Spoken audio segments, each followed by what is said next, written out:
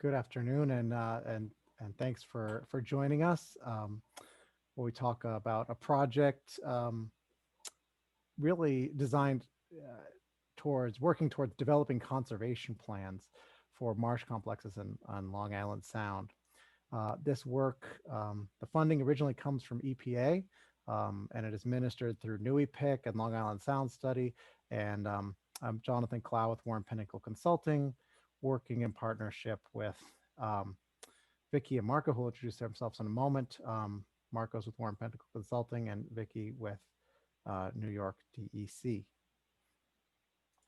Um, as a required disclaimer, although this project was funded by EPA and NEWIPIC, it hasn't gone through a peer review process, and so it's not necessarily an endorsement. EPA hasn't endorsed these results.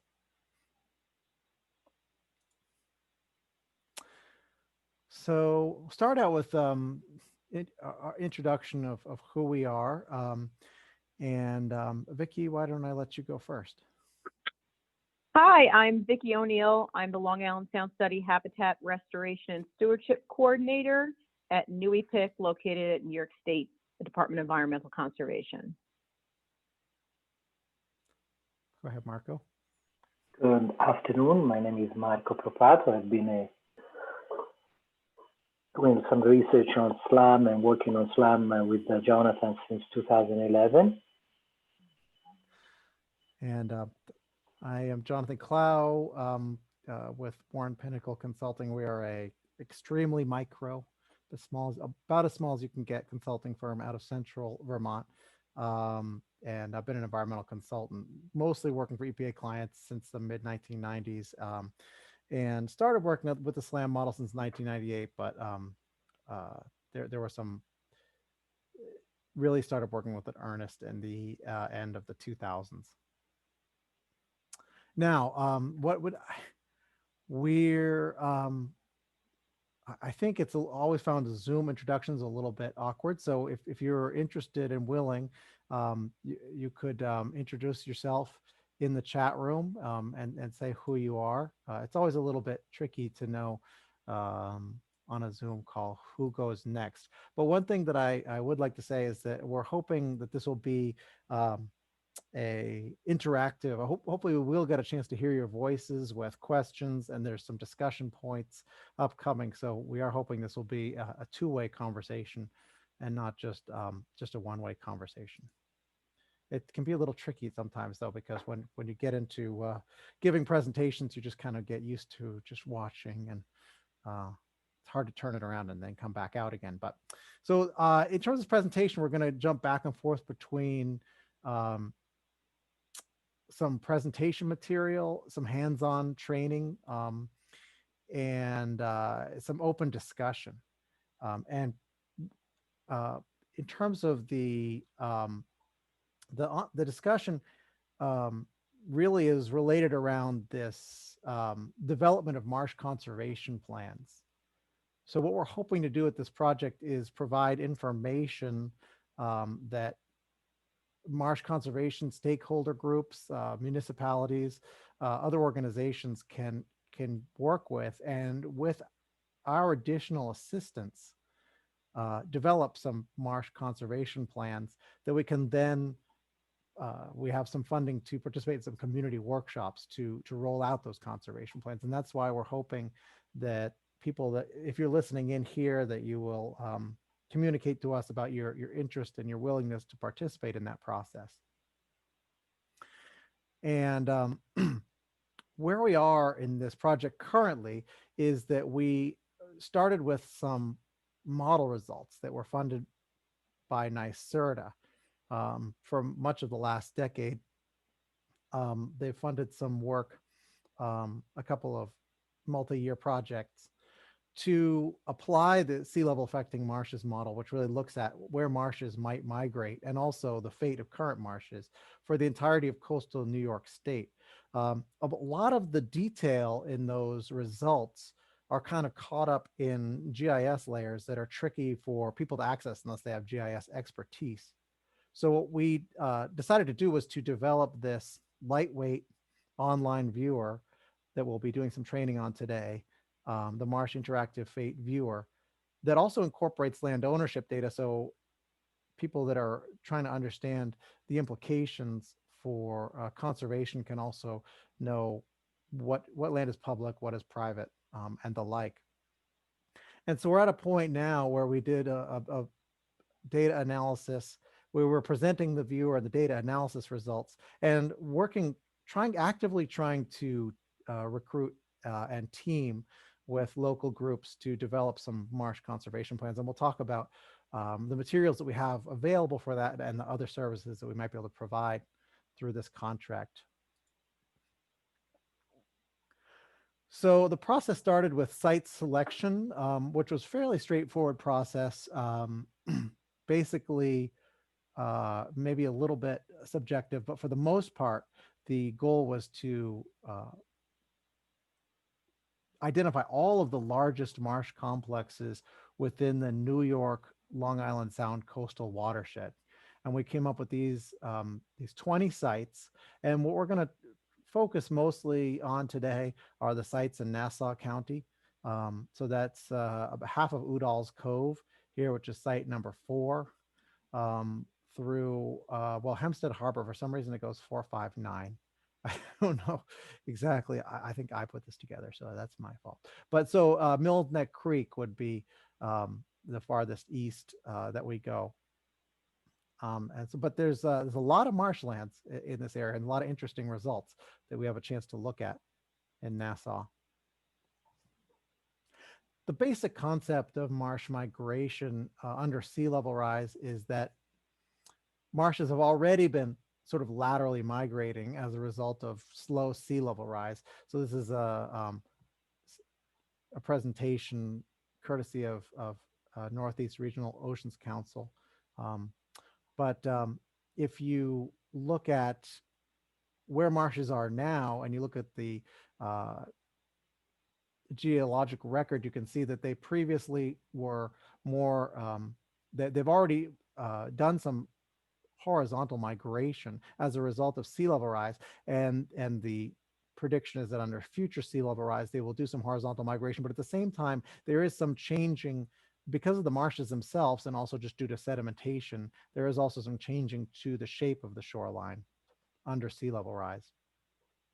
And what this model attempts to also characterize are barriers to marsh migration. And in some cases, steep terrain really limits the amount that marshes are going to be able to migrate. So you would lose a lot of your marshes. And in a lot of other cases, land development, seawalls, existing housing, potential for future seawalls will block that capability for marsh migration. And we actually see a fair amount of vertical relief in northern Long Island Sound.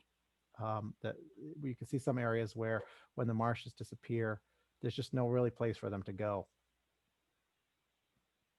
The other thing that this model, the SLAM model, is a relatively simple model, but it does take into account the fact that marsh surface elevation changes, and it changes in response to sea level rise. As your ocean level goes up, the marsh traps additional sediment, and it also has a biological response where it works to grow more, so it puts more energy into the shoots rather than the roots, and you end up with an elevation gain. So to a certain extent, existing marsh platforms can keep up with sea level rise. And Marco, in the second half of the presentation, is going to talk about the data that we use to characterize that portion of the model. And as I had mentioned before, the model that we ran is called SLAM. It is it sort of developed as a very simple model in the mid 1980s. And obviously it was very simple because computers were a lot simpler in those days. And so the cell sizes were very large.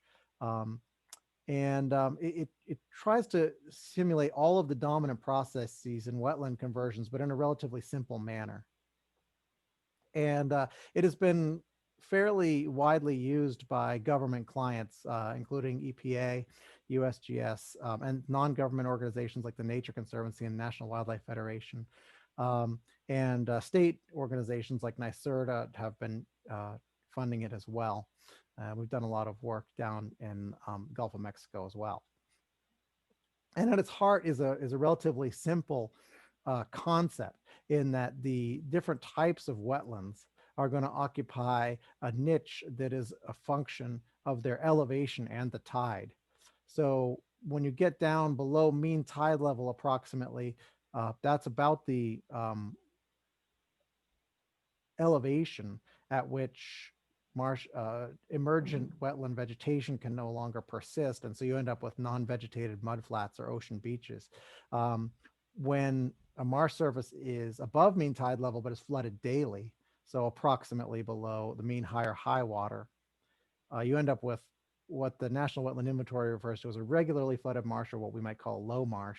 Then you have some high marshlands where the marshes are not flooded daily, but there's still enough salinity that you're going to have emergent vegetation as opposed to a freshwater wetland or a freshwater swamp. There is above that is sort of a salt elevation where, based on the tides and the frequency of flooding, you would not predict there to be wetlands, but you'd have upland, freshwater swamps, or freshwater wetlands. So that's a very simple, basic concept, but there's a lot of complexity that is added on top of that. And probably the most important piece is what I was saying about accretion, which is the marsh elevation change as a function of sea level rise. And the SLAM model was one of the first models to incorporate accretion, taking into account existing data about how fast marshes were moving vertically. And then within the last, 10 or 15 years or so, we started incorporating dynamic feedbacks to accretion, as shown by in Morris's paper. Jim Morris did some work and had some experimental data suggesting that if you have a marsh that is up high, it's going to be subject to less flooding, but as it gets flooded more often, this is the accretion rate. So this is actually moving to, as we move to the left, we're moving down towards mean tide level. And as the marsh starts to drop down towards mean tide level, you can get relatively high accretion, which in this case means vertical movement. So this graph is showing up to 7 millimeters a year. Oops, went the wrong way.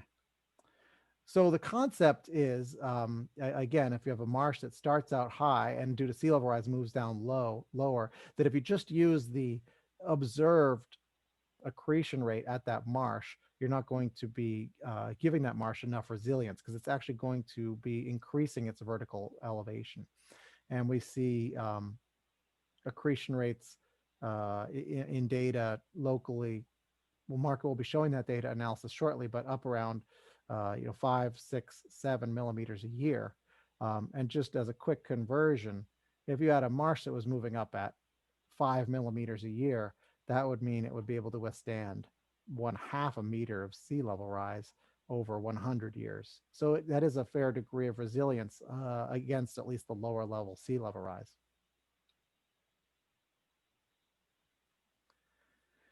So I will stop now and ask if there are any questions thus far, and you can ask them out loud, or you can go ahead and type them into the chat.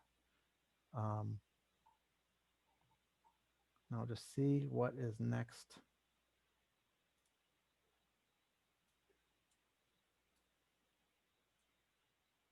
Because the next thing I want to do is I'm going to show a few examples from the Marsh Interactive Fate Viewer, which we've put together for this project.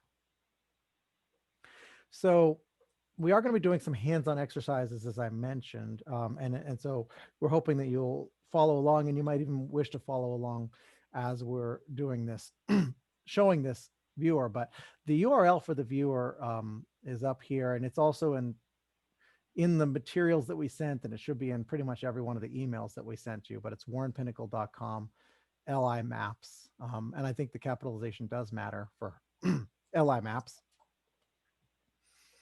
And the other thing to note is that if you don't have the exercise, the PDF file for the hands-on training, because you didn't receive the email or you registered late, then you can go ahead and type your email address into the chat box and we will send it to you, because that will be helpful.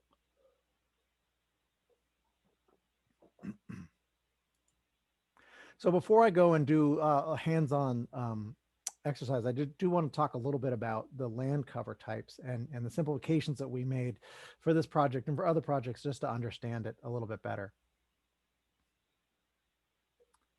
And there's a couple of email addresses there in the box, Marco. I assume you've seen them in the chat. But so there are 26 different land cover types in SLAM, and there's a lot of complexity, and there's a lot of uncertainty sometimes in terms of, like, there are 4 different types of open water, 5 actually, well, if you include the inland open water, and there's some categories that are not relevant, mangrove or cypress swamp, to this study area, and so it becomes kind of a little bit overly complicated, as well as a little bit tricky to understand exactly what this means in terms of the land underneath it, in terms of an online viewer. And so what we've done is we've really simplified things down to these 6 land cover types.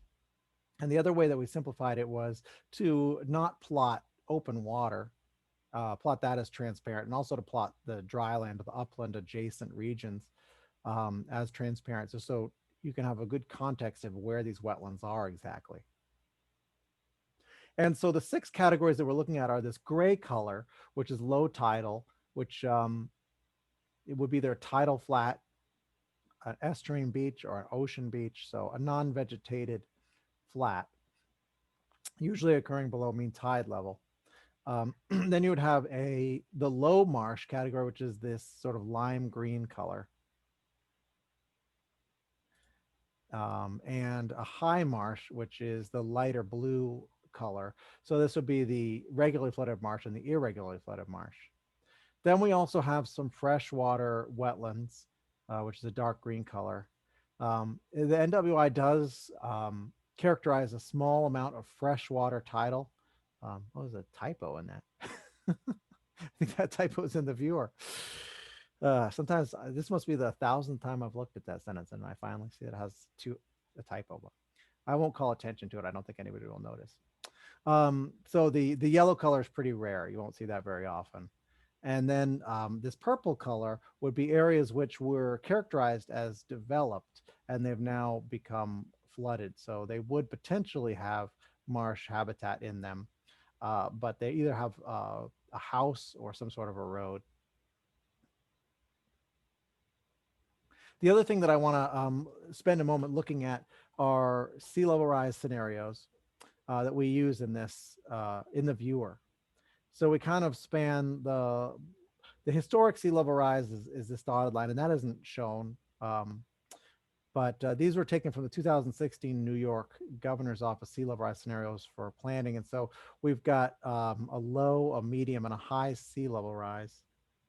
And there's a little bit of a spread here, because for New York City, the sea level rise scenarios by 2100 were predicted to be just slightly higher than for Long Island, on the basis of the modeling that was done to produce these scenarios. But the range is basically from 0.4 meters up to nearly 2 meters as we look at low, medium, and high sea level rise scenarios.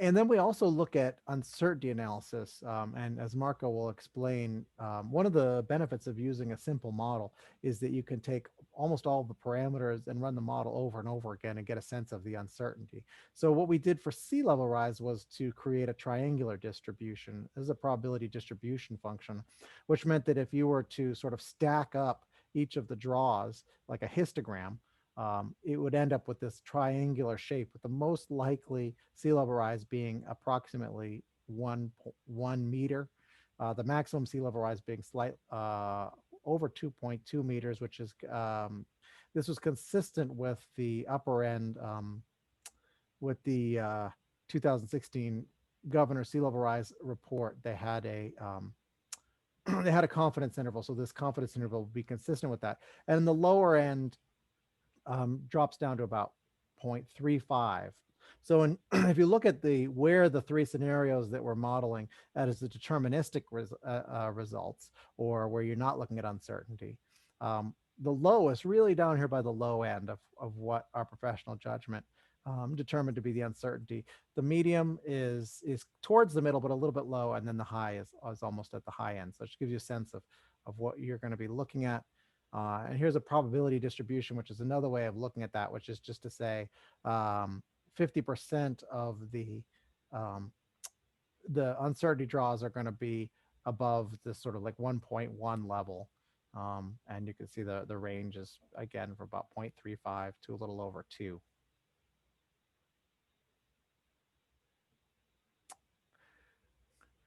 So the other thing that we have as part of the viewer are our fact sheets, but I'm going to get to that in a minute. So what I'd like to do now is just spend a moment going through the capabilities of the viewer. So when you go to the URL, Warren Pinnacle LI Maps, of course, you first have to go through this disclaimer required. So if you click on that, you can see the entirety of the study area that we are looking at. And if you want to get a sense of which site is which, you can hover the mouse over and it will tell you what you're looking at. Now, this doesn't take a whole lot of these. What we've done is we've kind of, by taking these huge GIS layers and focusing on the areas that are shown here in red, we really reduce the loading. But if anybody's having any difficulties while we're all trying to access this together, which I think is unlikely, please let us know. I'll be interested to know if you're having any difficulties with the product. So there is a capability up here at the top. If you click on this zoom to, now this interface should work on pretty much any browser. We've tested it on Chrome, Safari, Internet Explorer, Edge, and iOS mobile devices. But I think Chrome is maybe the preferred. It just kind of maybe works the most smoothly. But if you click on the zoom to piece here, you can see here are the 20 different areas that you're looking at. So if you choose any one of these locations, say Dosaurus Pond, it'll zoom in and you'll move beyond that sort of overview into a tax parcel view.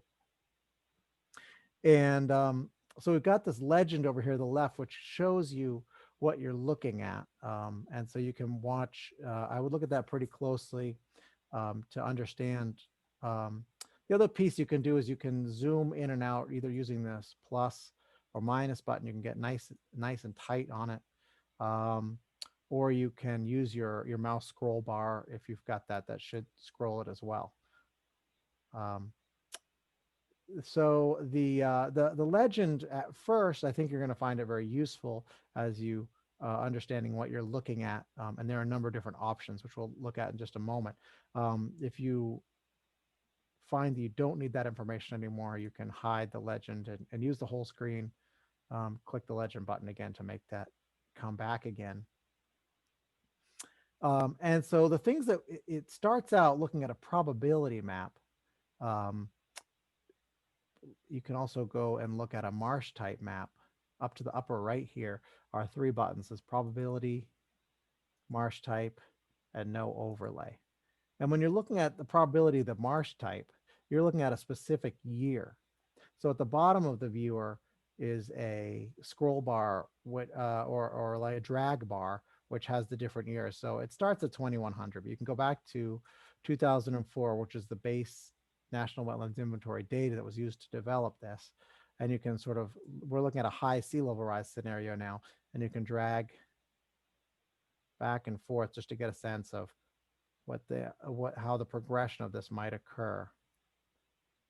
So for Dosaurus Pond, you can see it's dominated by a low marsh at its current condition, with some fringes of irregularly flooded marsh around the outside piece here. Under high sea level rise, as you start moving forward, you start to lose some of the fringy high marsh, some expansion of high marsh. Continue to move forward. By 2055, the heart of the low marsh is starting to convert to unvegetated tidal flats. 27, 25 by 2100, the pond is all open water.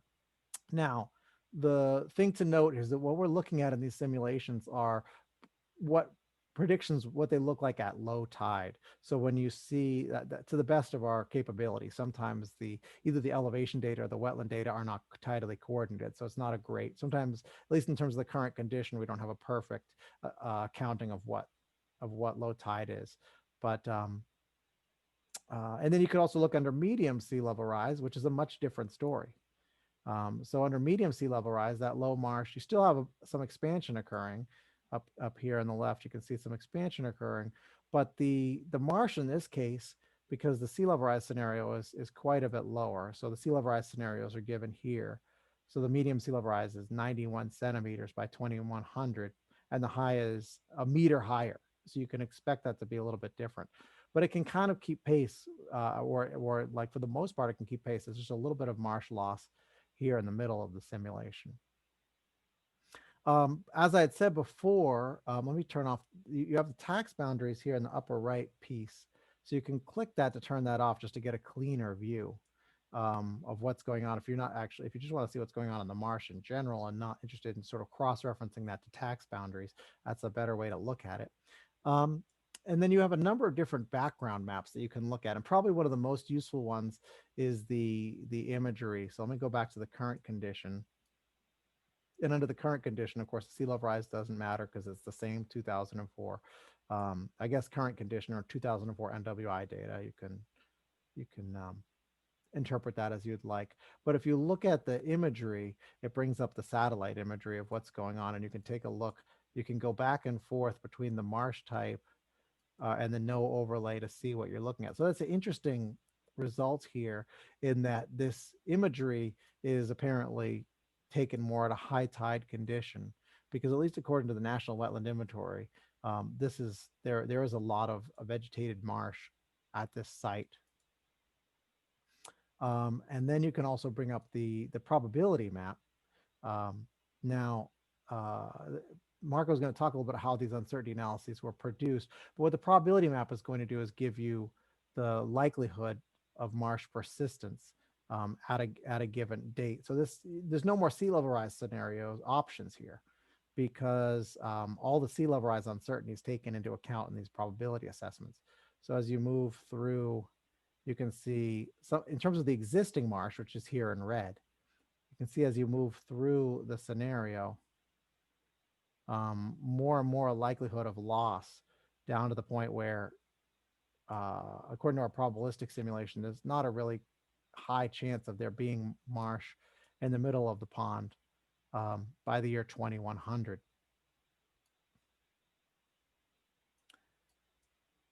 And so the other thing to note is that I'm going to talk a little bit more about, so the black and white view can be helpful. Sometimes you just really want to see what the colors are telling you. And sometimes those colors can be a little bit confused if you have imagery in the background. It's a little harder to see the edge.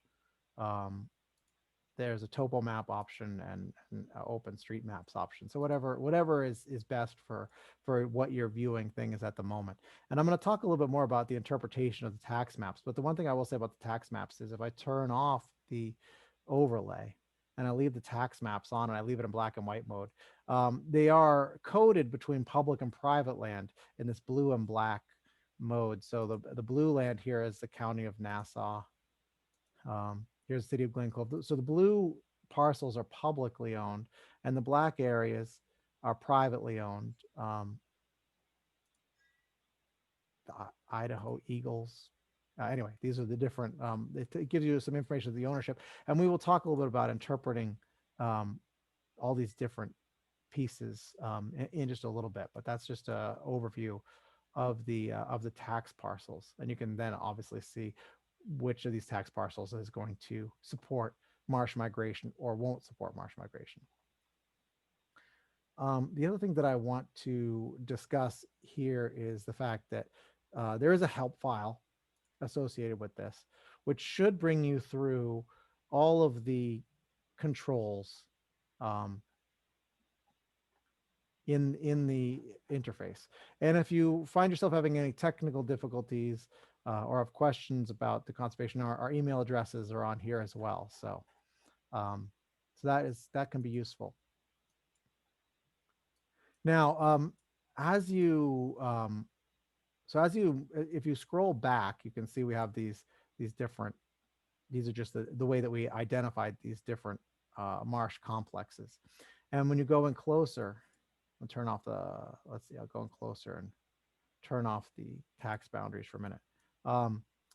It only shows, again, in an effort to keep this lightweight, it only sort of shows one location at a time. So in this case, we're looking at Frost Creek, even though, and now it's just switched over to Mill Neck Creek. So there's a little bit of, when they're right adjacent to one another, sometimes you might have to zoom in order to get exactly what you're after. If I want to go back to Frost Creek, I'm gonna have to scroll over here and then to get to Dosaurus Pond over here. So it's a little, just if you find yourself trying to understand why it's flicking back and forth, the viewer is just trying its best to figure out which wetland you want to look at that moment. You can zoom in and out to these different locations.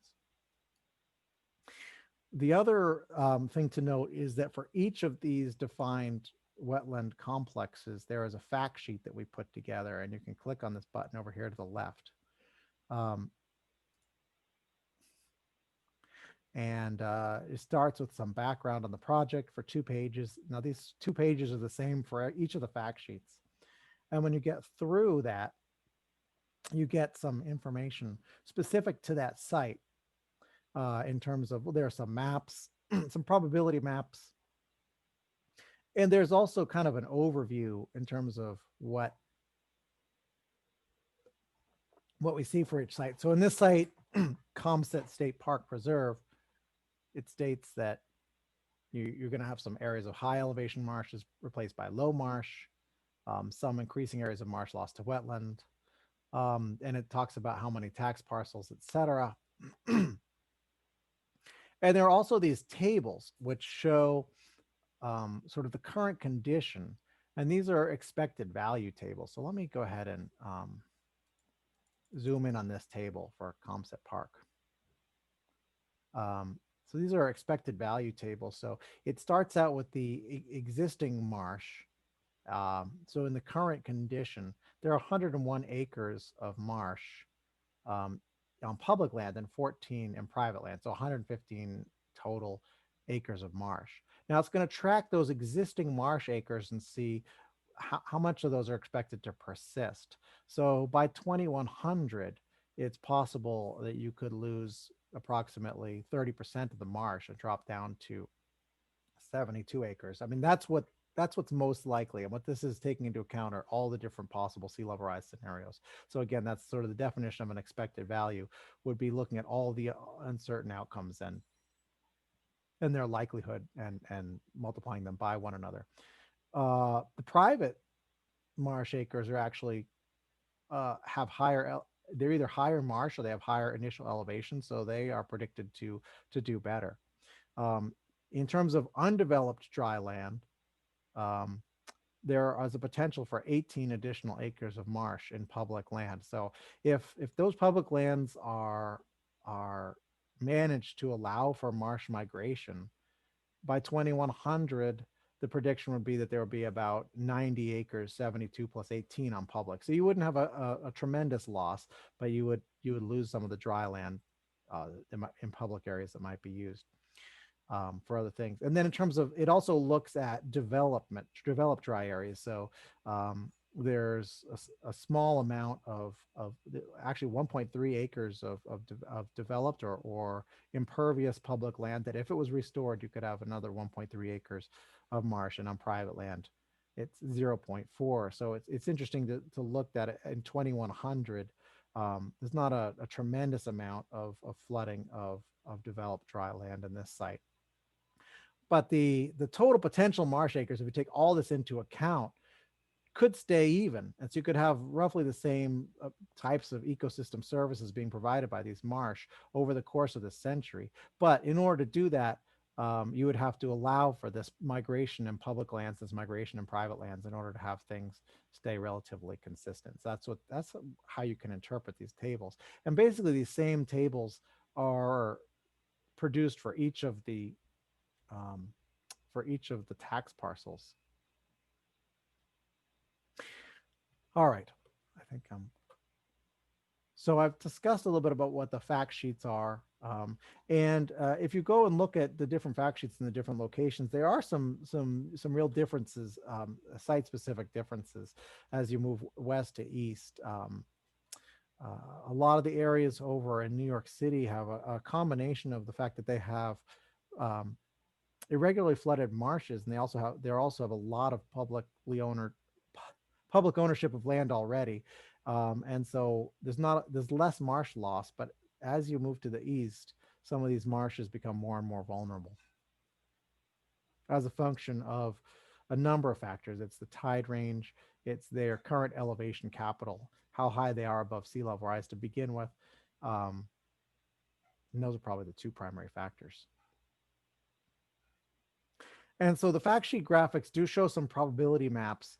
It shows a probability of marsh habitat, but then it also shows the undeveloped, and it breaks us out into undeveloped and developed areas. So in this case, most of the future marsh habitat is undeveloped, but there are some small areas if you want to just look at developed areas or areas that came through as having as being impervious lands. And I think we've discussed the fact sheet tables enough.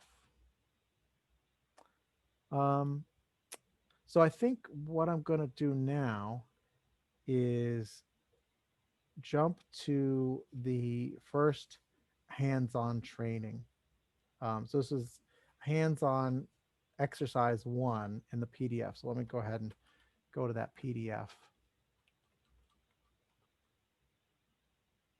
And we're going to answer just some questions about Udall's Cove really quickly, just to make sure that you're comfortable working with this, and see if you have any questions.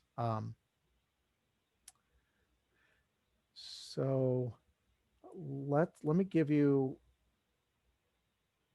5 or 10 minutes to work on this. And then we will convene probably at about 1:48 to discuss some of these answers and answer any questions, because oftentimes there are questions. And if you're working on this, if you have any questions about how to do any of these pieces, feel free to ask in the chat, and we can answer this. But this is just kind of to get an overview of the viewer.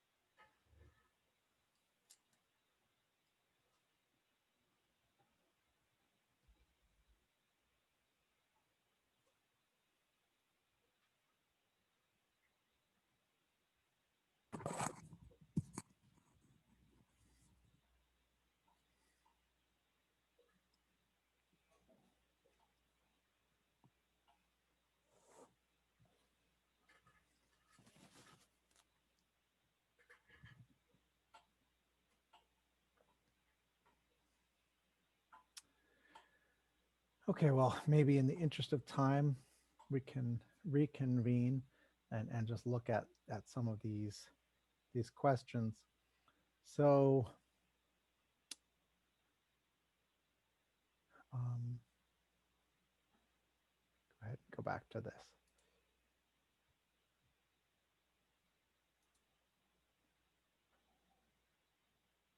Going back to the viewer. So it says the first thing to do is to navigate to Udall's Cove. So probably the easiest way to do that is just use the zoom to window and select Udall's Cove. And it says to turn off the tax boundaries, which is up here in the upper right. And turn on the Marsh type, which is already on in my case. And to look at the changes that are predicted under low sea level rise. So here's the low sea level rise result. And then the medium sea level result. Just doing a little navigation back and forth. And the high sea level rise result.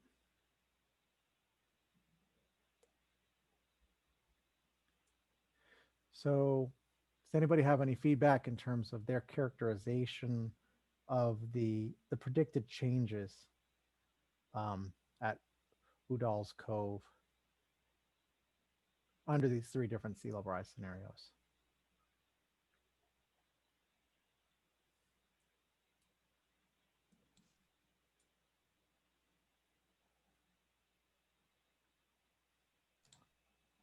You can type your answer or you can say it out loud. I'll go. Oh, thanks. So this is Casey at DC. So what I saw was that under the low sea level rise and the kind of medium sea level rise scenario, the high marsh is expanding a lot. But then under the high sea level rise, by 2100, I mean, and then Right. under high sea level rise, you almost have no high marsh. High marsh is gone, and it's all low marsh. Low marsh. That's right. Yeah, I think the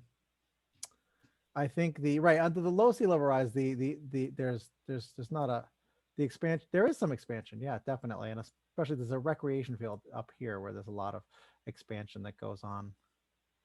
Let me go to the imagery. Yes, but in the high sea level rise, the existing high marsh is almost completely gone, and there's also quite a bit of development flooding down here. So that's exactly what I found. So if you were looking at well,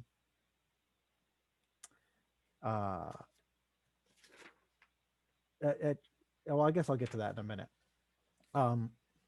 So does anybody want to answer what their findings were looking at the probability results, and if they had any thoughts on what the strengths and weaknesses were of sort of characterizing a marsh response to sea level rise using probability?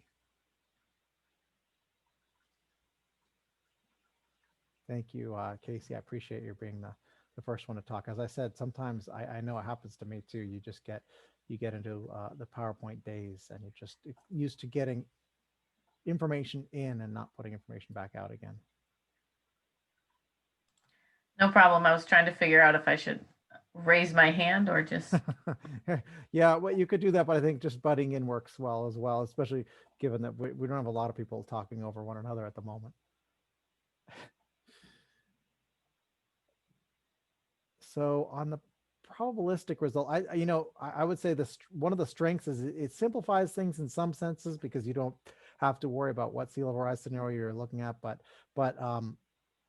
one of the a couple of the weaknesses are the fact that this developed area here is shown as having it. Basically, the marsh just assumes that it's coming into the developed area. It doesn't differentiate, at least on this map. It doesn't differentiate between developed and undeveloped. And also, there, at least as far as this map goes here, it's a little bit like hard to tell what what blue means. I mean, you know that blue is somewhere, that this dark blue is somewhere between 0 and 20%, but if you want to be precise, there's not a lot of information on that. So one of the things that I wanted to say are that all of the data that make up this, that are shown in this project are available in this little link here, the modeling project website.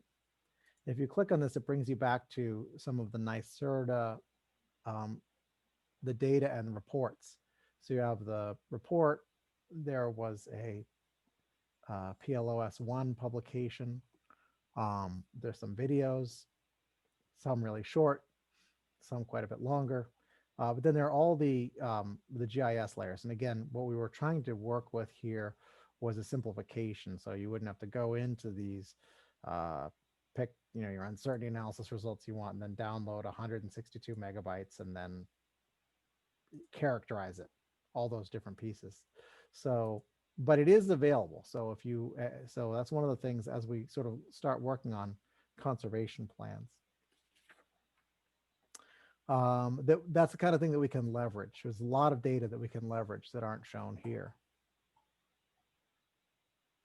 Okay, anybody have any feedback on whether this is predominantly public or private land? Turn off the overlay, that makes it a Mostly little clearer. public. Yes, yeah, thanks. Especially, yep, definitely very heavily public, especially where the marshes are. And also where largely where the marshes are expected to expand as well. So there's been some concerted work towards, so I guess, you know, in terms of conservation implications for Udall's Cove, anybody have any thought, like if they were going to kind of work with this sort of overview data, where would you, if you were going to produce a conservation plan for this site, is there something in particular you would focus on?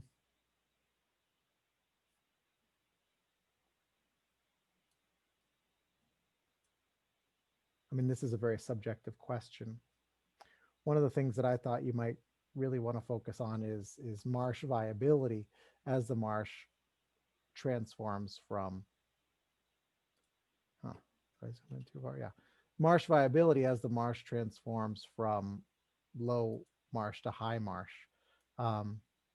So one of the things this model is assuming is that this is kind of showing the best case scenario, where marsh could possibly persist.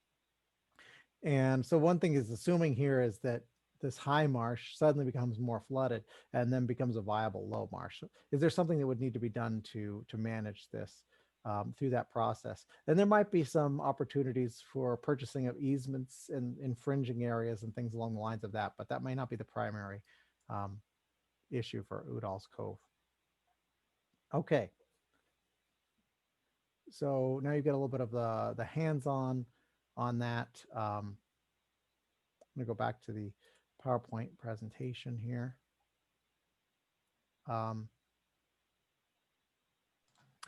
Yeah, so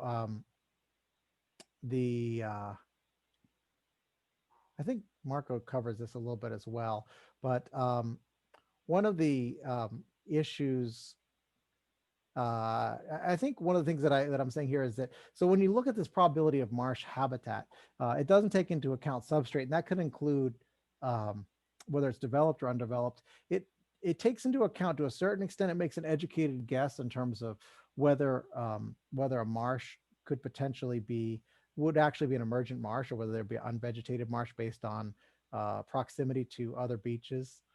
So, you know, some areas where there's just too much energy, shoreline energy, and there's too much sandy substrate, it's unlikely to be a marsh. So it does make some educated guesses, but it's not directly taking into account the substrate and whether that's sand and the like. And the other reason is that this question of future development or future seawall construction is not considered. So if you look at the probability of future marsh habitat, it can have, you know, marsh growing right on top of somebody's $1 million mansion, which there's likely, to the extent that they can legally do it, to be some protection of those lands.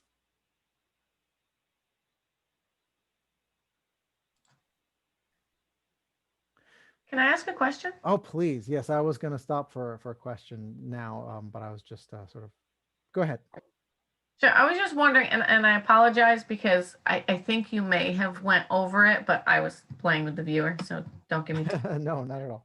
But I was wondering if you could explain a little bit on how you got that ecosystem services score, the Marsh ecosystem service value. Yes, we haven't covered that. And No? it is Okay. actually, it's actually in this section that we're about to go through. So thanks for Oh, asking. sorry. No, it's no reason to apologize. That's good. It's a good introduction, but yeah, it's as a quick definition, it is sort of a relative score for comparing two different land parcels, one versus the other, and it takes into account the likelihood of there being marsh habitat through the year 2100. So you know, an area that's going to lose a lot of marsh, but there's more to it than that even. And I'm going to let Marco get into that. So I don't know, Marco, do you want to start on this slide or do you want to just jump right in and get to the next one? Yeah, no, let me start here real quick. Great. So now in the next 30 minutes, more or less, I'm going to try to cover a little bit more details how we get these maps and quantities a little bit more in details, and try to answer some of the questions like Casey now she asked. So the first aspect I'm going to cover is the data sources, and then how the actual model works in combining all these data sources. And then, you know, we're going to look through the uncertainty results and what do they mean, and how ecosystem services are defined and why that's important, and how we can then use all this information finally and this prediction to inform a little bit the decision making in terms of planning and you know, marsh conservation. So next. So one of one of the very first important aspects of the SLAM model is really getting data, spatial data, and combine them together. And the data that we use in SLAM are elevation data that these days are becoming more and more precise with LiDAR data that basically inform the elevations of all the different areas. The wetland layers, typically we use the National Wetland Inventory to define where the marsh and what type of marshes are and ecosystems and are present in the land. But there are also layers that are not just from the National Wetland Inventory. For example, Nassau in New York City has its own land cover map. And then another other piece of information that are very important to define water hydraulics are the dikes and impoundment that basically define where you have dikes, where you have impoundment that limit the water hydraulic in certain areas. And one important, especially when you start looking at the future and how if you allow marsh to migrate in certain areas, an important piece of information is the percent impervious, you know, areas that are not naturally undeveloped land compared to areas that are instead are developed, because that requires a different type of intervention. And then for the coastline, you have erosion rates that determine how the coastline will change over time. And then you basically take all these pieces together, you combine them together in some spatial information, and then you start looking at what the ecosystems will do under sea level rise conditions. So if you go on the next slide, you saw it before. Basically, the SLAM model is quite simple. Basically, it defines based on elevation different habitats that can exist based on elevation with respect to sea level rise.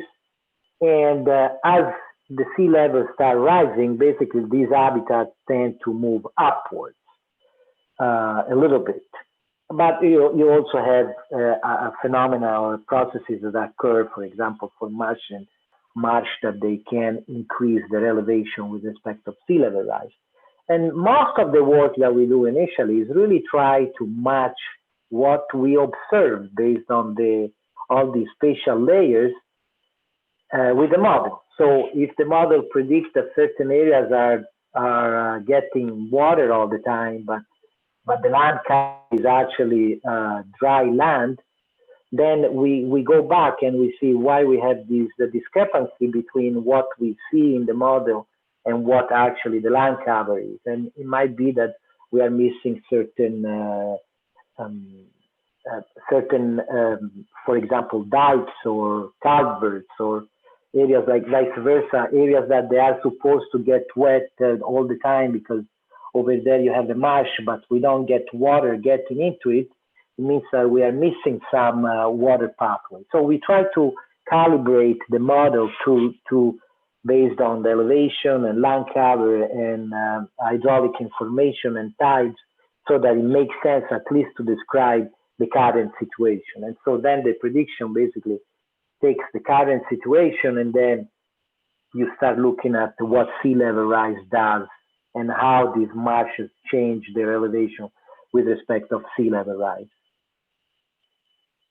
And one aspect that is quite important for the current marshes is the accretion, as Jonathan has explained before. And since few years, the accretion is actually not just the constant rate that the marsh has, let's say 3 millimeter a year to accrete in elevation, but it's actually a response to sea level rise. So the higher the sea level rise rate is, the higher, sometimes, not always, but the marsh is capable to respond to this increased rate of sea level rise, but accreting faster. So basically, the marsh wants to stay in the same position of with respect to the mean tide level, and it's capable of doing that under certain conditions by just accreting. So the more the sea level rise rate increases, the more the marsh will accelerate. And the data we use are set data that now are becoming a little bit more available, but it takes few years of observation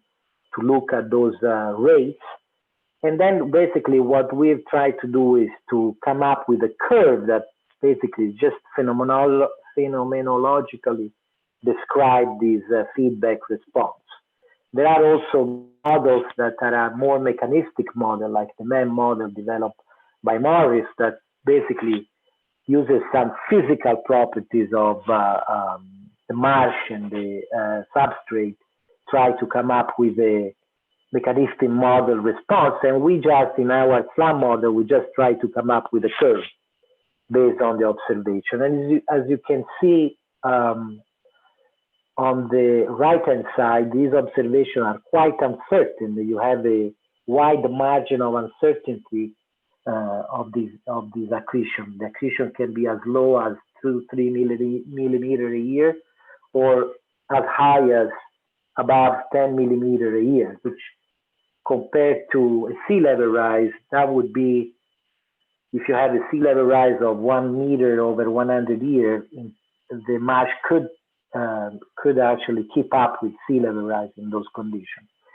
The prediction that we are trying to make, we are trying to combine all these uncertainties together. And so instead of just considering one simulation and one sea level rise and one accretion rate, we combine all these uncertainties together. We create several hundreds of simulations by varying all these uncertainties, and then we come up with the uncertainty maps. So basically, you have all the parameters that go into the model that are actually not just number, but distribution. The tides can be in the future. The sea level rise, which is one of the main drivers, can vary, can be, has a historically low level to the future, be very high. But since we don't know very much, we try to come up with a wide range of sea level rise, and then we run all these models and we come up with all these maps, and then we combine all these maps and we have uncertainty map. And here is an example for marsh area. So all the gray line represent each simulation with different sea level rise scenario, accretion or tide. And so the overall area you can see has a wide range of possibilities. And so then we come up with a 95 or 90% interval, confidence interval within these scenarios that we modeled, and an expected value, which is the average value that we get out of all this simulation. And here, as an example, we are showing in color also what the average would be if we were just considering one sea level rise scenario. So the high scenario would be, the very highest scenario would be the red curves, while the very low scenario would be the low curve. While in the probabilistic approach, we kind of just scan all possible sea level rise scenarios. And this is not only because there are several factors. One is because many times you get a critique that, well, we don't really know about sea level rise. Could be as historically low or high. So we kind of try to come up with an idea of all the possibilities and try to come up with an idea of what we can expect in the future based on all these possibilities. And sea level rise is definitely the most important driver over these uncertainties. Right now, sea level rise can vary in our models between a few centimeters a century, or I think it's like 25 centimeters a century to 2 meters that we model at the very high level. So if we are able to know that better, obviously we could narrow down this uncertainty just by knowing, just by modeling sea level rise scenario with very, very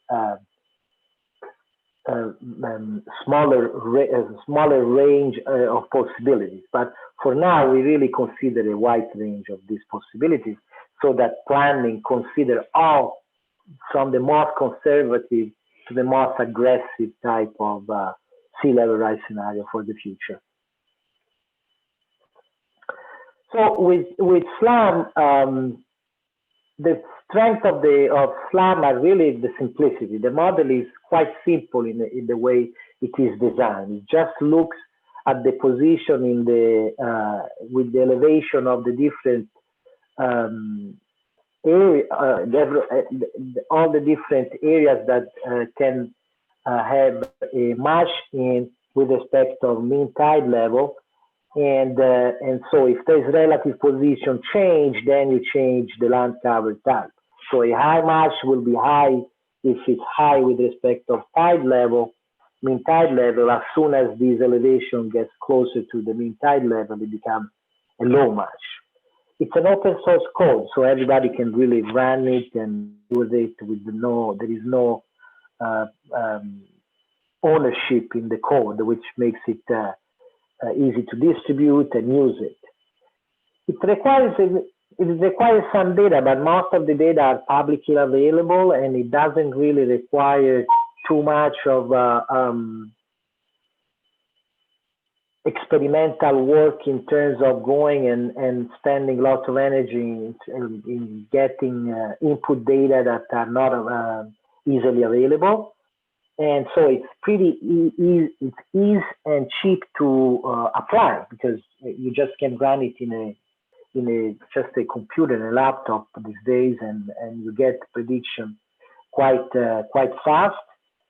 At the same time, it is full, but it contains all the major. There are limitations, obviously, but it really describes all the major processes that act on the wetland fate under sea level rise condition. And so you have a pretty, if you want to, you have a pretty cheap way to kind of provide a certain level of prediction that can be reliable and can assist you in informing your policy making decisions for planning the future of protection or wetland conservation.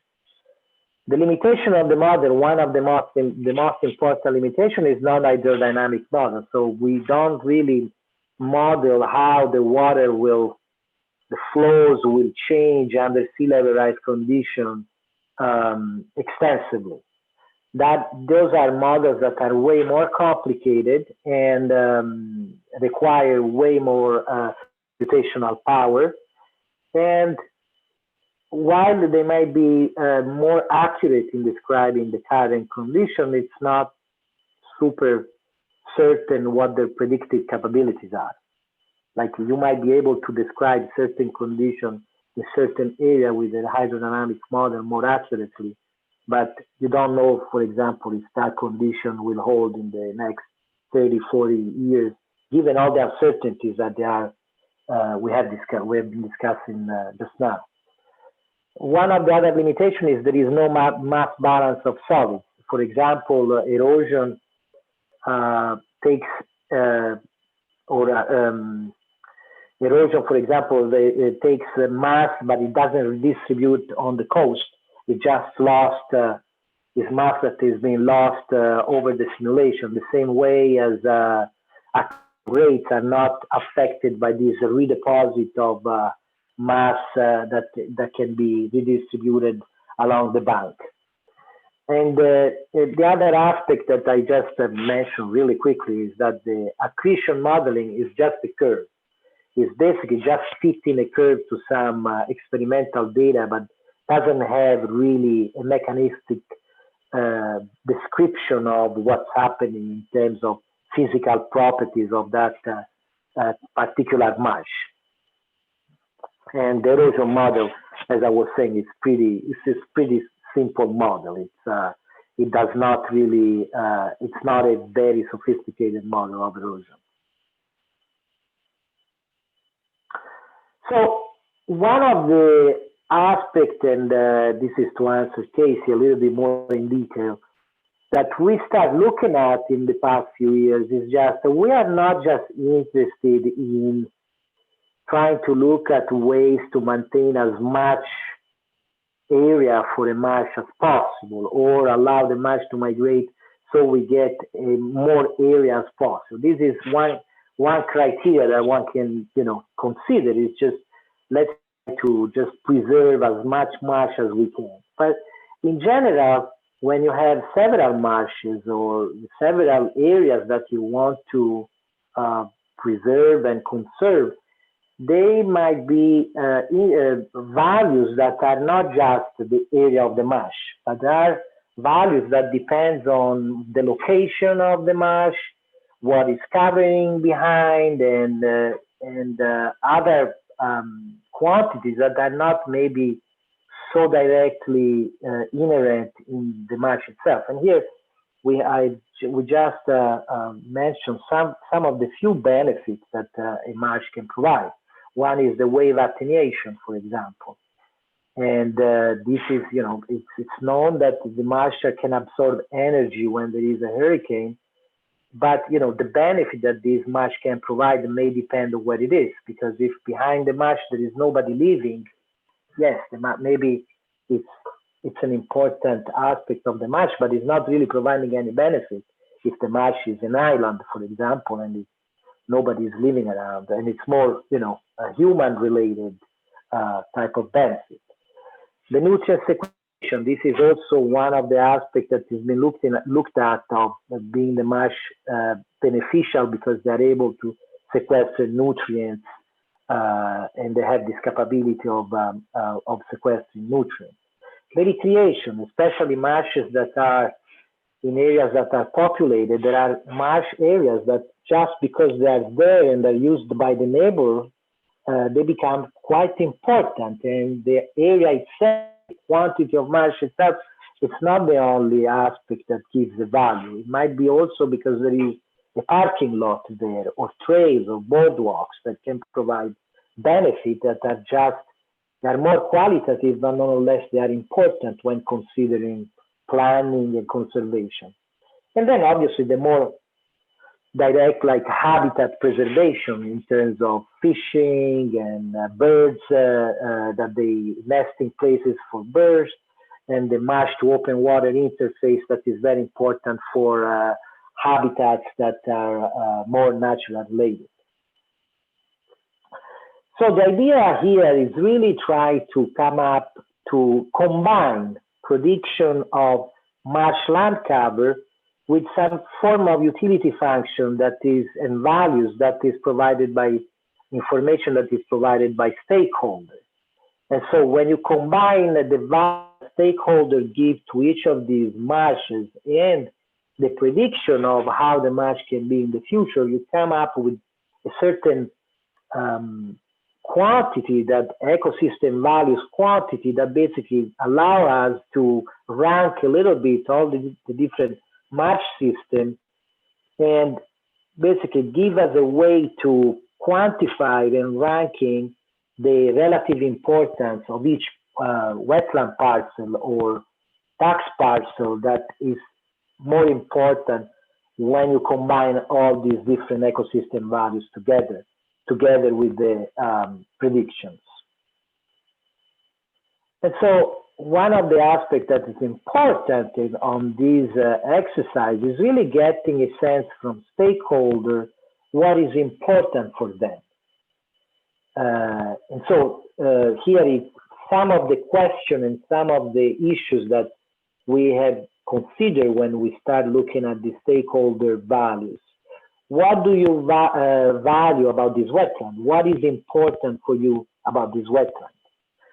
And the relationship that you have between the ecosystem service and the area, because that's not just linear. It's not the more area you have, the better it is. So you try to come up with answers like if you have half of the marsh, or for example, if the marsh becomes fragmented, how will that affect your utility function? And how do you define as a stakeholder the different services? How do you define what is more important to you? Is more the wave attenuation? Is the for example, the nutrient sequestration, or is the recreation? In New York, for example, we were looking at also related with recreation, but it's also serving underserved communities, which is an important aspect of having natural spaces that are in area. And so maybe you want to focus your attention on conserving those type of systems that are close to underserved communities, so that you add an economic value in that case. And you know, site-specific strength and weakness. Which sites right now offer you more of or less of some specific services, like fishing habitat or marsh or vegetational services, as I was mentioned. So you try to come up with a qualitative question, and then you try to come up to a quantitative assessment. You try to give a number so that you can rank all these ecosystem services. And so basically you are quantifying a ecosystem value to each marsh or in tax parcel, when you break it down to tax parcel, that give you a measure to prioritize your action in the future.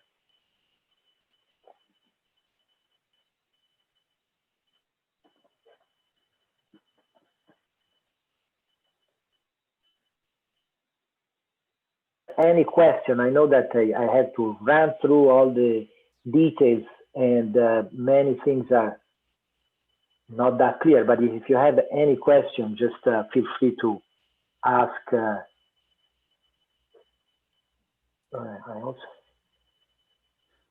Thank you, Marco. So yeah, we'll spend a little more time looking at the ecosystem services metric going forward. But one of the things about that is that it's kind of a complicated process, and we know, which we try to take into account, which we did go and do surveys of stakeholders and experts, and define sort of the utility functions that would tell us, you know, which marsh. So for example, if you had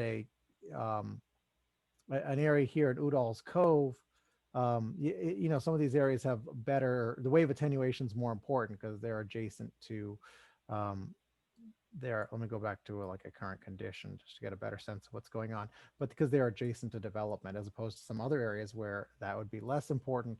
And then getting some sort of boots in the ground information about which of these marshes were are used for recreation and the like. So the next thing I'm going to do is just spend a little bit of time looking through some of these the Nassau parcels and just look at what we can learn from the tax maps. So we start here in Udall's Cove, which is half in um, uh, New York City and half in Nassau County. Um,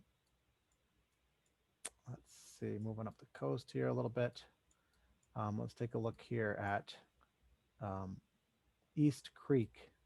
So in East Creek, the current condition is a lot of high elevation marsh.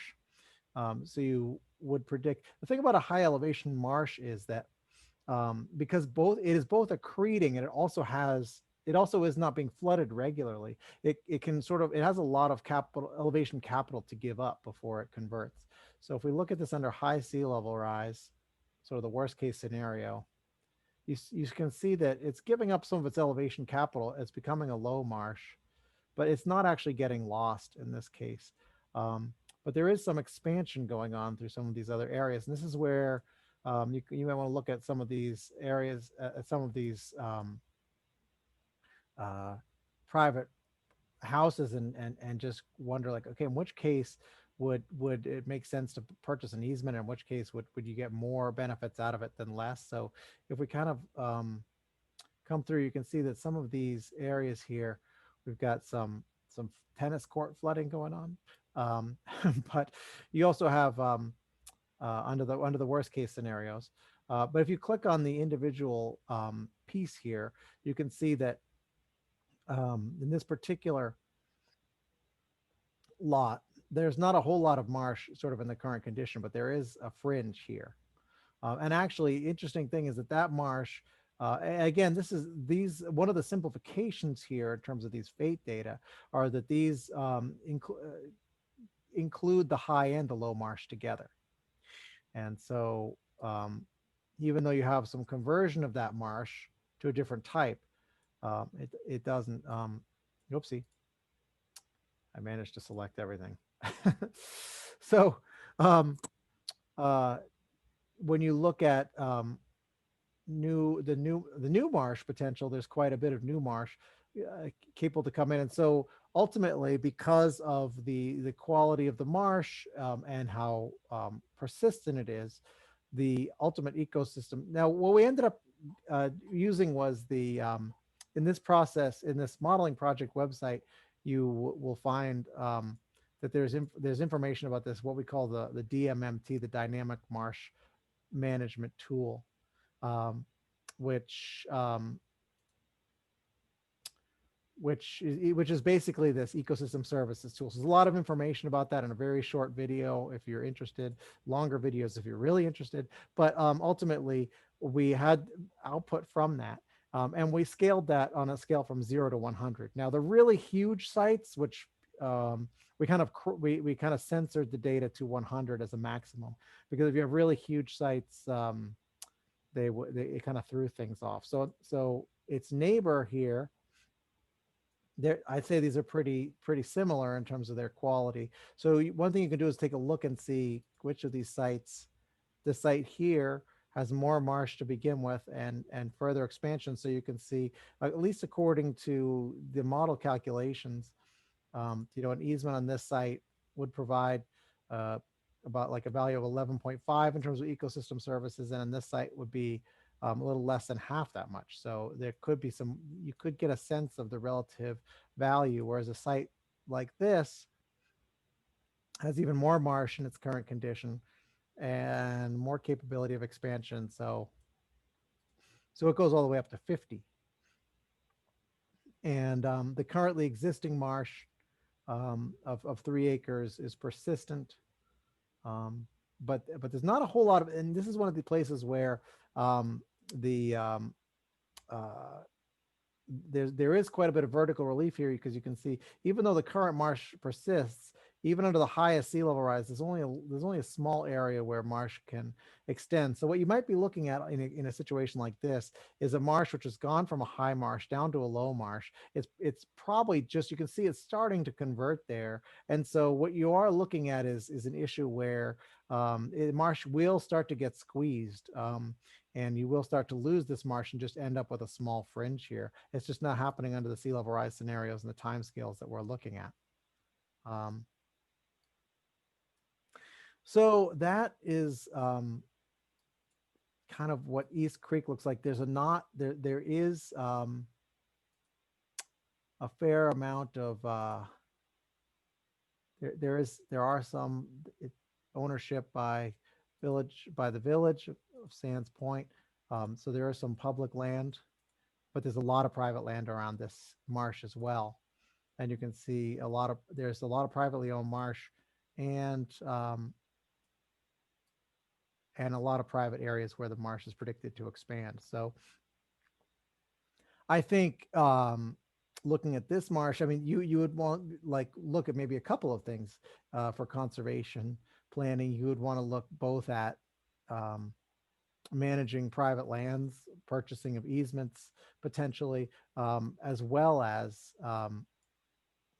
this managing of marsh for a successful transition from a high marsh to a low marsh, making sure you're not having that you're not having a tremendous amount of marsh loss as the salinity increases there. Let me go back to the imagery and move down the line here a little bit. Hempstead Harbor is an interesting site. Now, let me go ahead and turn off the tap. First of all, go to black and white here. There's not a tremendous amount of existing marsh in Hempstead Harbor. There's some here on the west coast, right by West Shore Road. There's a lot of public land.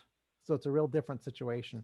The town of Hempstead owns. And what we did in terms of defining which of these lands that we were going to look at is we basically looked at the worst case scenario or the best case scenario for marsh expansion, or the most marsh expansion that you could look at and identified. So if you go to 2100 under probability, all the areas where marsh could potentially expand. So, there's no tax parcels. There's no tax parcels back here that we're looking at because the marsh, even under the highest sea level rise by 2100, is not predicted to go there. So if you look at going back to here and turning off the tax boundaries, going back to the current conditions.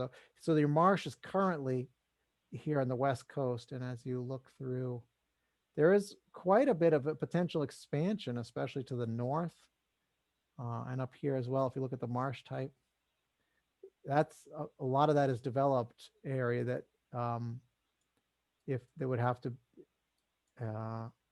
a big parking lot. So there's a potential for that parking lot to need to either be protected or it could be managed for a marsh if parking resources could somehow be relocated elsewhere. So there's some interesting decisions to be made there. Let's see, go back to the tax boundaries.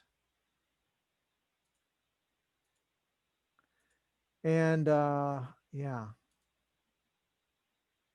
so that's the town of Hempstead owns that.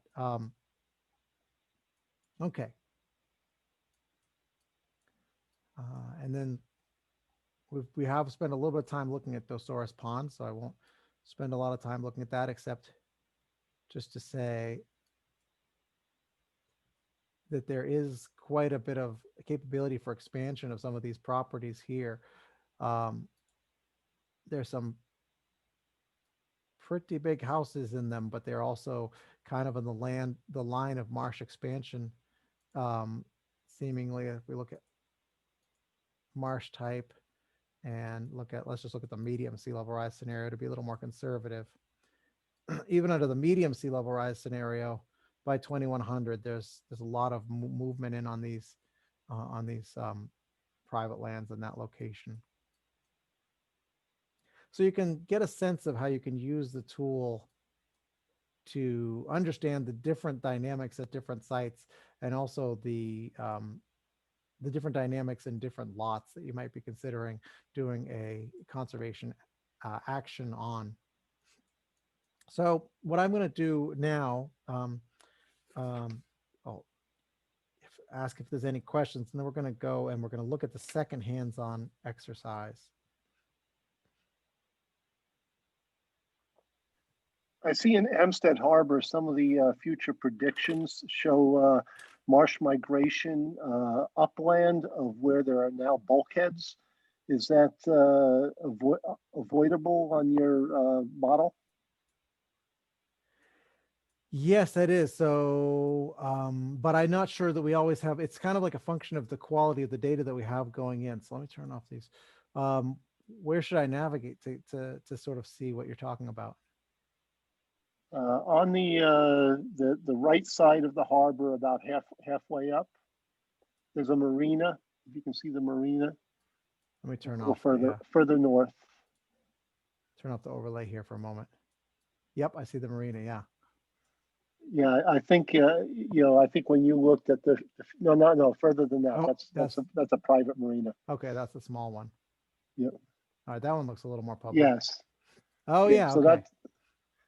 I think if I viewed your map, your future projection, it did show marshland upland of that.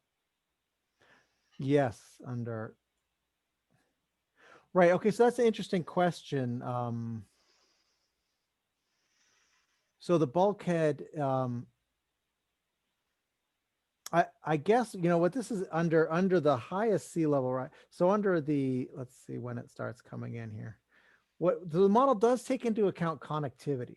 And so what it's trying to do is, based on the digital elevation map, make a determination of when, so a land like this here would not get converted to a potential marsh unless it has some sort of a pathway for the water to move through.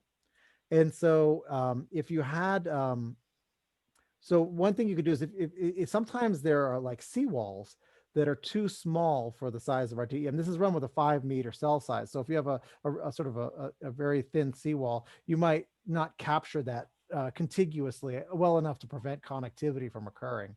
So if we have information in this location, we didn't, but if we have like information about where there are dikes and levees, we actually characterize those by drawing like a line and making the assumption that that dike or seawall is going to be maintained. Or we can even also assign an elevation to it. And then you're not going to get any inundation unless it somehow has a pathway around it. So in this case, I'm not exactly sure what the pathway is that gets behind that. Now, if there's a seawall, or that bulkhead is not effectively captured by our digital elevation map, then you could have that occurring. It looks like it's not coming through here. It could be coming through the bottom here potentially, or it's just that we've gotten up so high on this high sea level rise of 2085 that the combination of tides plus sea level rise is higher than the elevation of that bulkhead. But definitely when we have sort of high quality local data, we can incorporate those in. And I think as we're looking at trying to produce local conservation plans, there's a number of ways we can look at this. One way would be to, if we had some additional data, we could, it's not outside the realm of possibility that we could rerun it with that information, with that seawall put in place. Or another possibility would be to probably, if we had local information that suggested that's not likely, then we're not certainly going to emphasize, okay, well, expansion of marshes up in this location either. So I think that, whether you caveat it or whether you fix the model or you just don't focus on those results, I think it is manageable. But as of right now, it's suggesting that this is, of course, it's a combination of tide and 2 meters of sea level rise, that it could potentially breach that bulkhead. Yeah. Yeah. So I was just looking at in this case, provided the fact that maybe the LiDAR doesn't capture the elevation of the bulkhead, but right now the water seems to come in actually from the north, from just north of the if you look at the probability map, you can tell it like a little bit better actually. So over there, I think it's probably a ramp for boats or something. No, just north of it. Yeah. Yeah. So over there. That's all bulkheaded also. Yeah. Yeah. So it might be that there is the LiDAR data sometimes does not capture this type of Well, situation. actually, that is a beach, so that it could come in through the beach here, right? Yeah.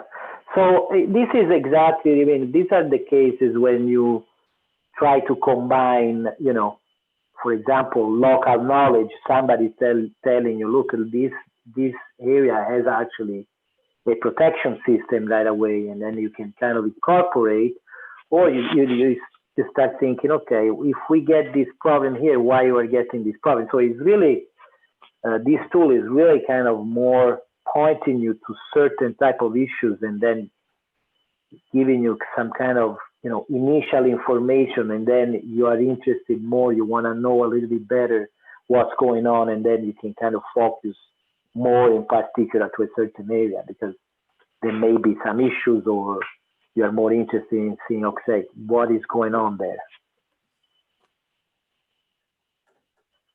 Yeah, thanks. Thank And I you. think it's definitely one of those situations where, we're taking these sort of general data sets of that are taken from high up, whether it be LiDAR or NWI. And it's always better to have local knowledge on the ground whenever that has an impact.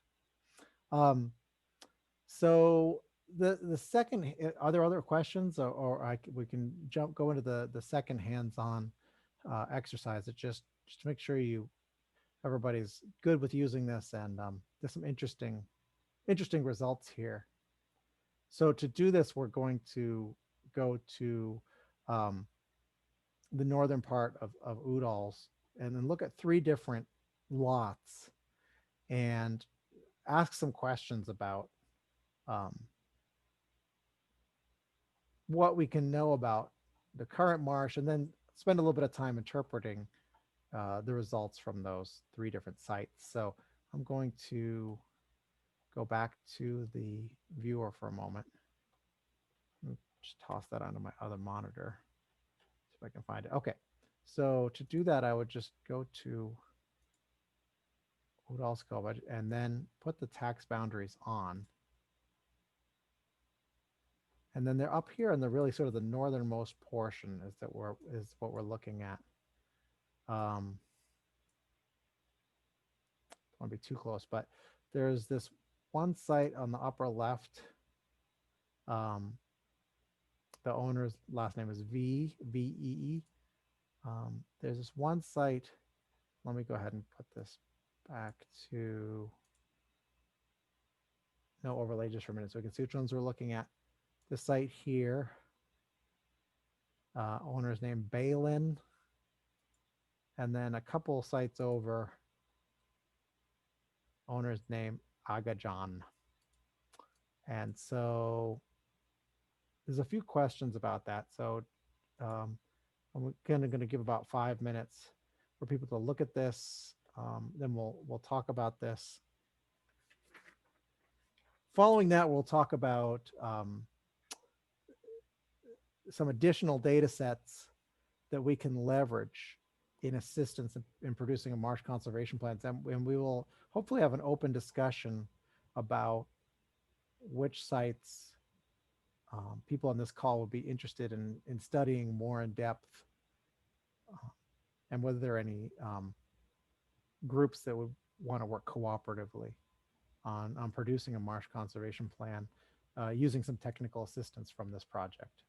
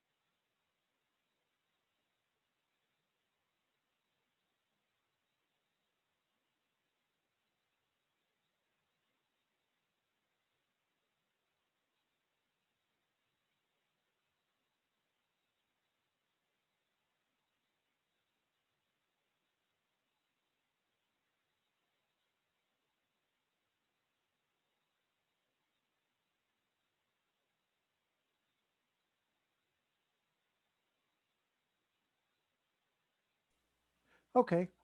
Might as well, in the interest of time, look at these results a little bit, and then hopefully we can have a conversation about conservation plans. Okay. So the first question was, which of these sites currently has the most marsh?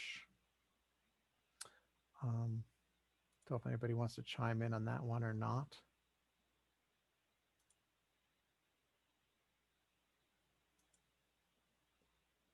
So if you look at the current marsh, this has, none of them have much. This has 0.04 acres, 0.09 acres, so more, and then 0.02. So the middle one has the most right now. And then the question is, which one are predicted to have most in 2100 under medium and high sea level rise? So if we put on some marsh types, and we bring this to 2100. The other thing you can do with Chrome and many of the other browsers is you can use your keyboard to move back and forth using the arrow keys to get a sense of what's going on. So it looks like the central site, it definitely is predicted to have the most. And the other two are comparable, not a whole lot, just kind of fringy there. And what we're looking at in all these sites is predominantly low marsh, this light green color. So there's a lot of flooding, a lot of regular inundation occurring, at least on the edges of these properties. And then looking at the comparative ecosystem service metrics of these three sites, we've got a 2.5 for the one in the north and a 6.8 for that in the central, and a 1.6. So the central one has the highest ecosystem services. But if you, I wanted to, the reason I focus on the north here and the southeast is that this north site has the highest ecosystem service value.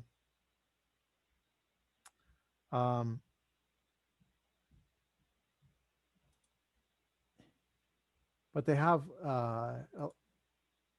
it only has a slightly more marsh that is predicted to occur there.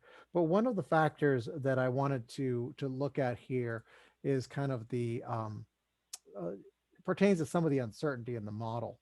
So if we go back to this current condition here, and we pull this down to low,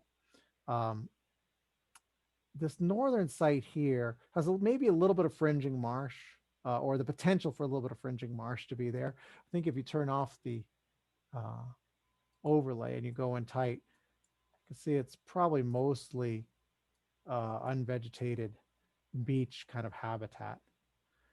Whereas the southern site here, there is definitely existing marsh already against it. And so in terms of considering marsh migration, although the model's giving you some information and saying, oh, they're roughly comparable. If anything, the northern one has more viable marsh. If you're interpreting this, you probably assume that there's more likely to be viable marsh in an area where you have protection from the wave energy. You already are contiguous to existing marsh. And so this site, this expected value acres of 0.11 is probably more believable than this expected value acres of 0.14. And another reference that I was sort of looking at while you're doing the hands-on workshop is this to go to the wetlands mapper, which gives you a sense of what the current marsh conditions are. So this has this area up here. You can see it's obviously there's some sort of an intercoastal wetland there, but it's not characterized as a beach or anything else. And so in terms of our sort of current condition, it got filled in as a very fringing marsh. Whereas down here, we have an existing marsh. And if you click on it, it gives you the National Wetland Inventory piece, and you can also click for a, I'm sorry, it gives you the code, and you can also click through for the code description that tells you exactly how it is. And so this gives you, this is another sort of bit of information that can be leveraged, you know, when we do a lot of simplification from thousands of NWI codes into these 26 SLAM categories, which then get further refined down to these 6 categories in the viewer. So we can spend a little bit more time looking at this, but this is like an estuarine, a scrub shrub, intertidal, irregularly flooded. So it does meet our characterization of what we call a high marsh, which includes scrub shrub and high irregularly flooded emergent. But certainly going back to the point of the exercise, the possibility of there being a viable marsh is much greater in the southern site under the higher sea level rise. And the other factor that I wanted to point out in this exercise is the fact that these sites to the north and the southeast are not predicting any flooding of development. And although there's a bit of an uncertainty here in the characterization, because somehow this house is not included in our impervious layer, but you can clearly see it there in the imagery. And even under probability map, even in relatively, it's already a chance that it's subject to nuisance flooding. So there's an important issue going on there potentially with that site in terms of flooding development. Now there could be some uncertainty in the LIDAR that suggests it's actually being flooded more than it is. I don't believe, if we turn off this, I don't believe there's any evidence of any, and I turn off the tax boundaries here, I don't believe there's any evidence of any seawall protecting. There's some sort of a wall here, but I don't think that it was going to prevent the inflow of water this way. So just some of the ways that you can use this to look at individual parcels and try to understand what's going on. Are there any questions about that exercise or the interpretation of it? If so, if not, you know, feel free to chime in via the chat or over the phone. If not, we're going to have one more brief section here where we discuss the additional data that we can leverage for conservation planning, and then hopefully we can have a discussion about the conservation plans themselves. So I will hand off to Marco. Yeah, so here try to look at, with the viewer we are showing the probability map is just one of the maps that can be created in terms of probabilities. We, in that case, in the view, are looking at probability of being a marsh, but the likelihood, this probability map can be of different kinds, and they can focus on different aspects that somebody can be interested in. And here there are a few examples. Starting from the top left is a habitat change. So that this is a map that simply gives me a probability if the habitat that right now could be marsh or dry land or can change, what's the probability will change in the future. That gives an idea of just a general how dynamic that landscape can be.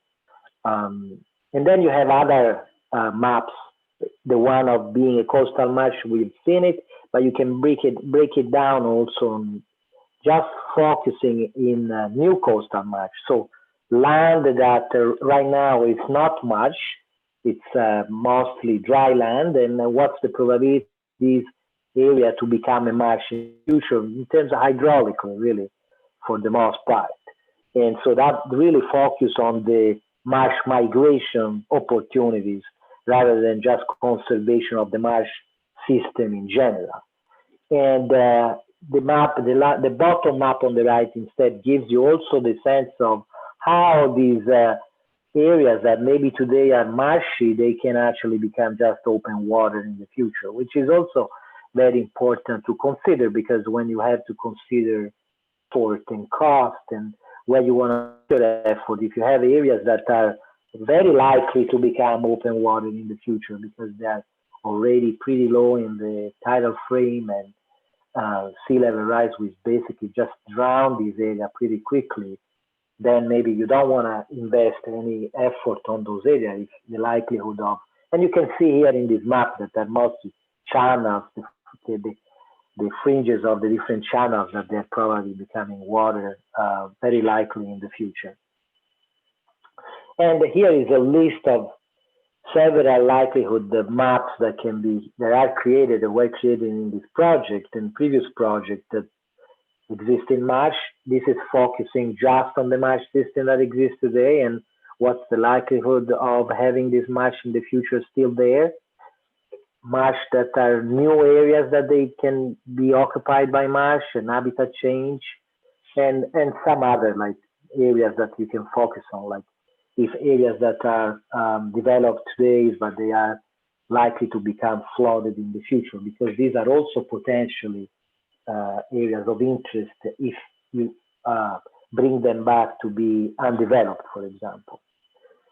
So next, I want to and here is another example, for example, on Sands Point in Nassau County, as just focusing on the new marsh. So initially today, in the very near future, the new marshes are not very likely to be established. They are all blue, but in 2100, you can see as many areas may become very likely to be suitable for new marsh establishment. And so those are maybe areas that could be focused on marsh conservation, actually, marsh, allowing marsh migration in those areas in the future with action that are decided by the planners. So here we're going to look at an example, and here we consider an entire marsh system. But if you think at the viewer, you can break it down to each of the tax parcels.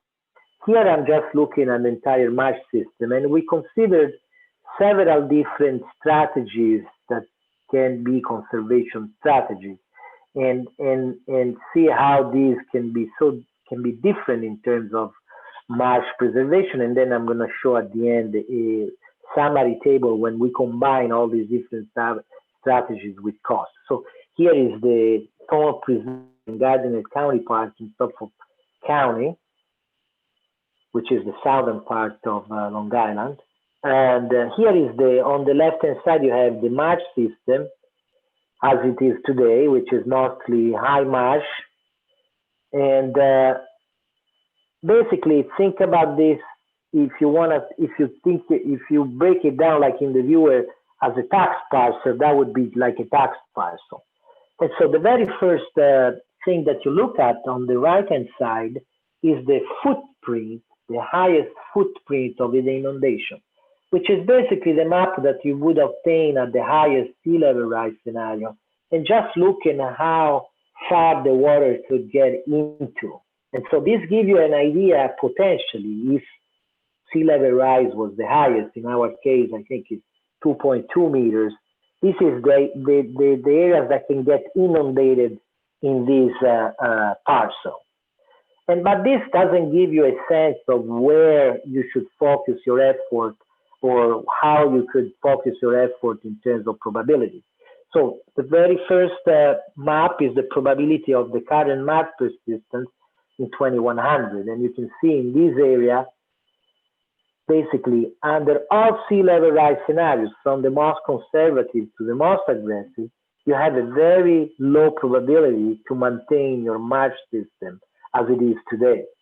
All the areas become pretty blue, which means very little probability of persist in the future. And the very interior fringes that are a little bit more purple are the ones that have a higher probability to persist. So this you would think, the marsh is pretty doomed compared to sea level in this case. So let's see if we can identify conservation strategies that allow marsh to persist or migrate in new land. So in this case, in this map, we are showing if you allow marsh expansion to undeveloped land, and you can see this is the new marsh area that is allowed that is allowed to, so you allow marsh to move and colonize areas that are today dry land and developed. And you can see that there are lots of areas that are purpley, which means that they have a high probability to be suitable for marsh establishment. Obviously, when you think on marsh conservation, your policy in that case would be either protect that undeveloped land or easement or buy the land. And obviously all these type of action have different costs. And if you allow also the marsh to expand in developed land, which is the next one, I think. So you allow, in this case, the marsh to expand all over the places. You can see that you have a quite different picture on what we had before at the very beginning. Like at the very beginning, we just started with the marsh system as it is today. We mostly lose it, or very high probability of losing it. But you can see that you have several areas that can be allowed to, if you allow marsh colonization, that you can have marsh establishment in that area. So you could preserve overall marsh area just by allowing this marsh migration.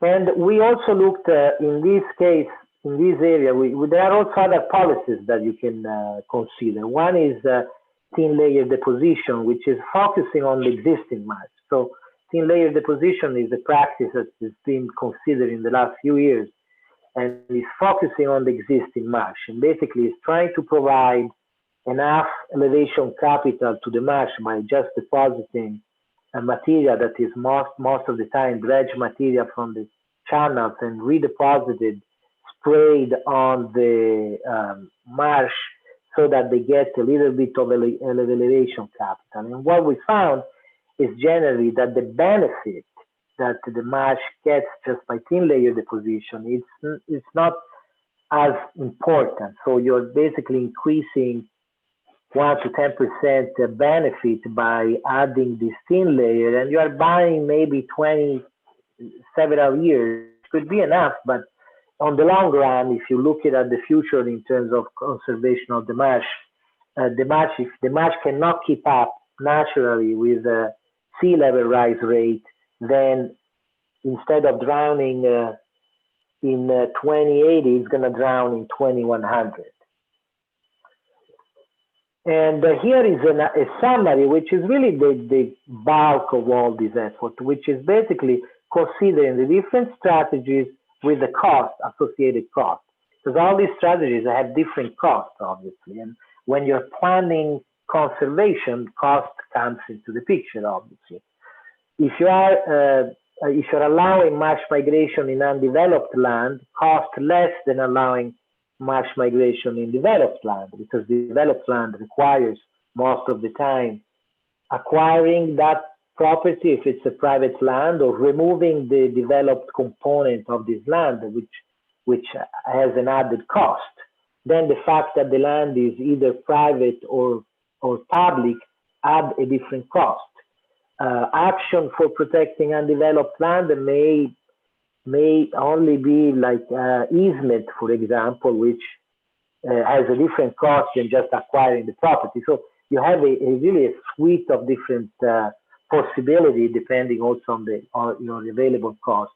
And here in New York, I'm also showing another strategy in gray that we haven't shown, which is restoring the marsh to the 1974 edges, because in New York City, that's one of the possibilities. You can probably not go inside because there are all too many private property and the costs are pretty much prohibitive. And so one idea is to actually reclaim marshes that were at some point they were marshes, but now they have drowned. But since the Clean Water Act in 1974 protect those marshes, you might be able to re-establish marsh in those areas, but the cost that comes by establishing marshes in 1974 areas, it's way more significant because the quantity of dredge material and soil just to gain the elevation above the sea level is quite significant. And then you have sea level rise that you don't know if these marshes actually would survive in the future. And so here we are, it's just a summary of several different cases of several different marsh systems. But again, about you can break them down to really the different tax parts. So here are actually entire marsh system, but this analysis can be done at the tax parts level and how the different strategies would benefit with respect of cost. And this histogram map, this histogram graph is really per unit cost and see how much benefit each of the strategies you would have. And they vary obviously, and there are some that are higher and some that are less. Thin layer deposition, as I mentioned before, it doesn't provide too much because you are not allowing marsh migration. When you allow marsh migration, you have several different benefits. And here we are showing also Pelham Bay, and the red line of Pelham Bay, which is allowing marsh migration to developed land, I think. To undeveloped land. It's the benefit is so more significant because it's already a public land. So in that case, the cost that you would have to allow marsh migration, it's quite minimal. While if in other areas where where you have to interact, for example, with the private, the costs are actually quite more significant. And so having the viewer and allowing to look at all these potential possibilities in terms of marsh migration and having tax parcels separated between public and private gives you a sense of what you can and what you would face in terms of cost if you are implementing some conservation strategies that would allow, for example, marsh migration in undeveloped area or developed area or other actions similar to this one. Thank you, Marco. So we do have those. So those are the adaptation strategies that we ran for our last NYSERDA project, and we do have results for adaptation strategies available for all the sites that we're looking at. So that's another data set that we can leverage in terms of creating these conservation plans. So this is what we're looking at going forward. I think we have some kind of neat data products and the viewer is nice to work with so far. I've been very happy with the open source leaflet platform, which was built on. So it's working out really well, but we do really want to go forward with this. And so our timeline is to prepare our marsh conservation plan within the next 3 months. So depending on interest and which stakeholders would like to work with us, we're thinking a good way to do this would be to have 3 shorter Zoom working meetings early in November and early in December, and then sometime mid-January. And in the first meeting, we would sort of meet as a group, discuss what scope that we wanted to have for which sites that we're looking at, and what the framework of the document would look like, and make assignments to different people. The second workshop would be to present sort of the initial work, and the third workshop, hopefully we could have close to a final product at that point. that we could then go ahead in February, after any refinements that we define after the January, and participate in some community workshops and bring this to people in the community, not exclusively be having this be for planners, and then receive local feedback on the plan, and incorporate any comments or suggested revisions into a final plan that can be released in April. And then contractually we have to complete all this in May. We're a little bit, it's a little bit of a compressed time schedule.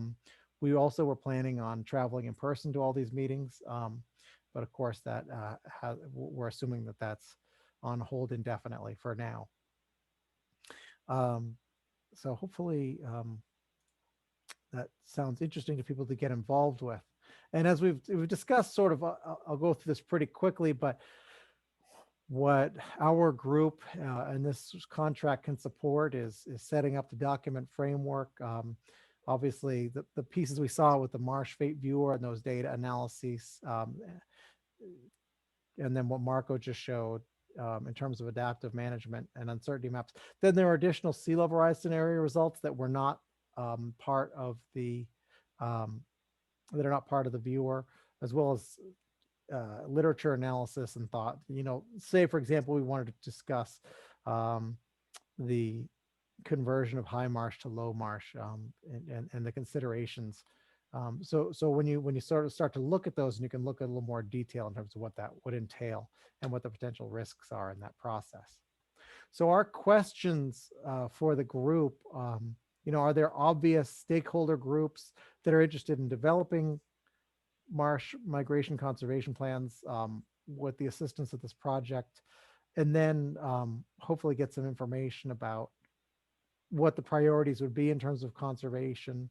You know, one of the pieces in a marsh conservation plan could be a discussion of the ecosystem values that are most important for the marsh system that is being looked at, and what can be done to enhance those.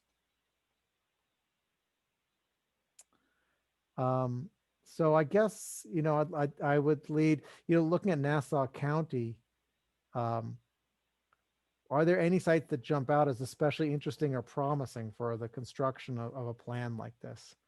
And again, I'd be happy to have people either speak up or write their thoughts in the chat. Does this, let's see if I can get like get a sense of what we're looking at here. So we've, you know, Udall's Cove, we spent a little bit of time looking at, just could add some interesting.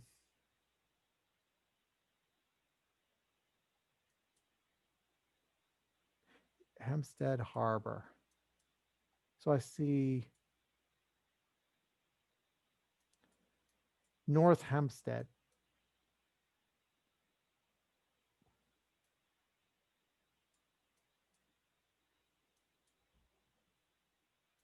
So which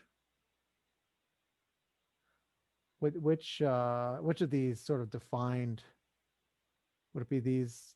I'm afraid I'm not exactly sure where Hempstead is.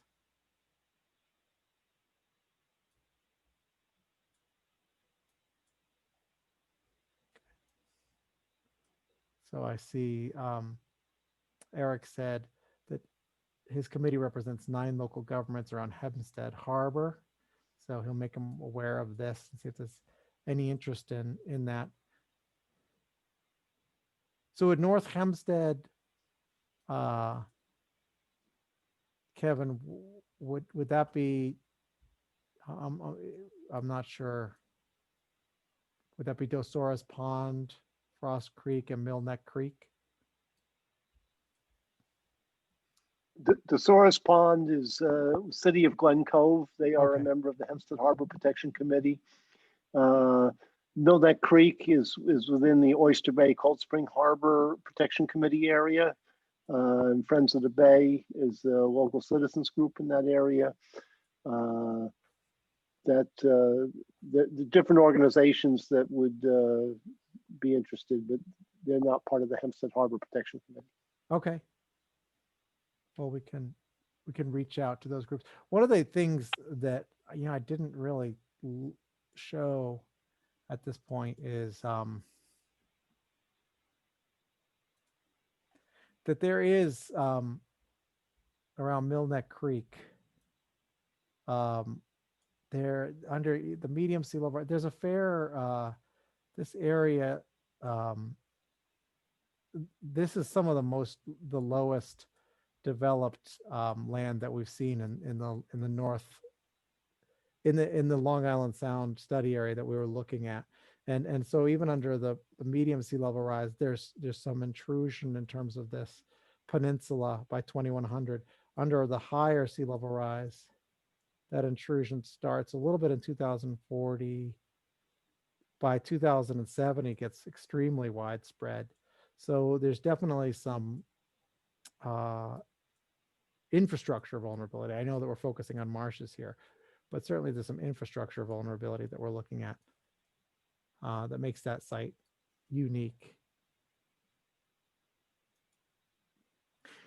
What I guess one question is I would be interested to hear from the group is there a history of marsh conservation plans already? Are there already pieces in place for conserving these marsh? I know I work on a local conservation committee here in Vermont, and we're not focused on marshes as much, but we have conservation plans for a lot of the locally owned.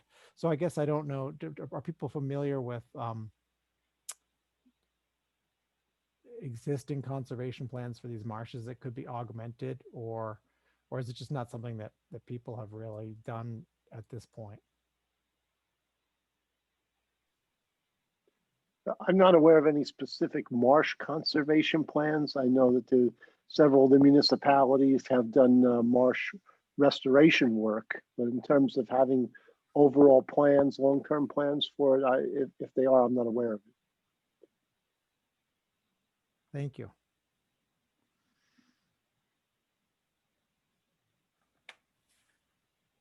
So Hey, Jonathan. Yeah, go ahead, Vicki. Thank you. Yeah, it's Vicki.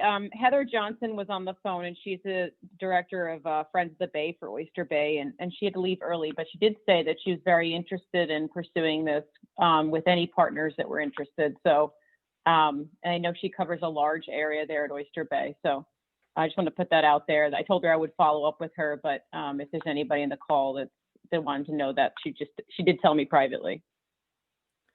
Thank you.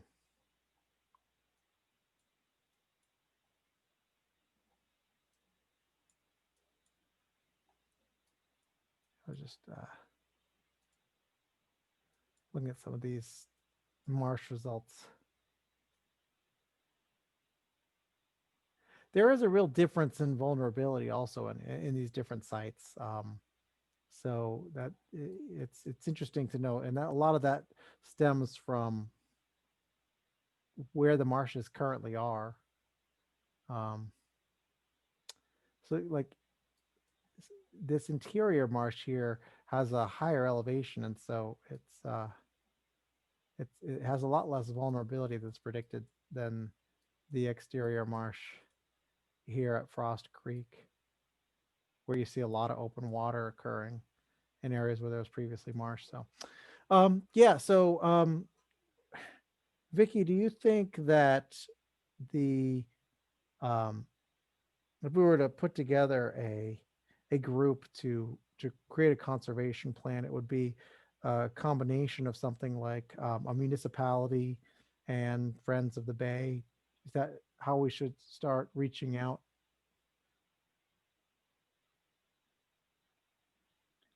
That might be one way to do it, because you know, like a group like that has a overarching kind of bigger coverage area. So perhaps you know, that might be the way to go. And I know, like I said, I know Friends of the Bay has been interested in this kind of work for a while. So so they've already kind of been thinking about it. Okay. Well, that seems like a promising lead for sure. In addition, I happen to be on the board of Friends of the Bay, and I'm also on the board of the Oyster Bay Cold Spring Harbor Protection Committee. The Protection Committee does represent several of the villages that are involved, where you, like Frost Creek is the village of Laddingtown, where you showed that low-lying area is the village of Bayville, and Town of Oyster Bay is the township that they are part of. All of those are part of the Oyster Bay Cold Spring Harbor Protection Committee. So it may be they may be a more a partner that might be better suited. I'm not that Friends of the Bay is not, but they're more of an advocacy organization that works with local governments. But the Protection Committee is the local governments themselves. Okay, yeah, that's Yeah, so I did reach, Eric, I did reach out to all these groups that you mentioned, that you sent me all the contacts to. So they did get these emails. But if there is interest, if you think we can definitely target them after this workshop. But yeah, they definitely did receive the announcement, so we can see where to pursue them after this. Yeah, it's unfortunate this was not sooner, because the Oyster Bay Cold Spring Harbor Protection Committee just had a meeting this morning. It was the first meeting since June, so there will be another meeting next month. Another question is, in this geographic region, which ecosystem services do you think we should really emphasize most in a conservation plan? And I'm wondering if, the wave attenuation and flood protection piece might get the most traction. Or maybe the marshland recreation, but I don't know how much that is currently part of the sort of cultural landscape. I think you have to look at it site by site, village by village. They all have different situations. Makes sense.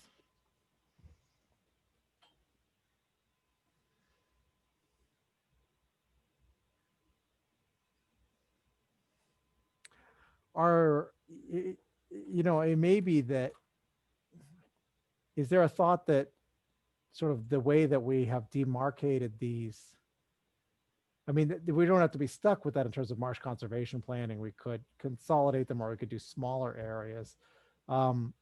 Is there any thinking about, if we were to use, I guess the two questions are these reasonable geographic boundaries for these marshes, these marsh areas, or these reasonable areas to sort of organize around? And the second question is, if so, right, which are there any of these particularly named areas that should be focused on first? Dosaurus Pond versus Millneck Creek, or maybe just looking at all three of these, looking at this sort of whole northern area. They all have different, municipal jurisdictions. I think the way you broke them up makes some sense, because they're like Frost Pond is within the village of Laddingtown. Dosaurus Pond is the city of Glen Cove. Millneck Creek is located between Bayville, Laddingtown, and Millneck, but most of that flooding area is the village of Bayville. So I think the way you've broken them into different areas makes sense. Okay, good. Vicky gets all the credit for that.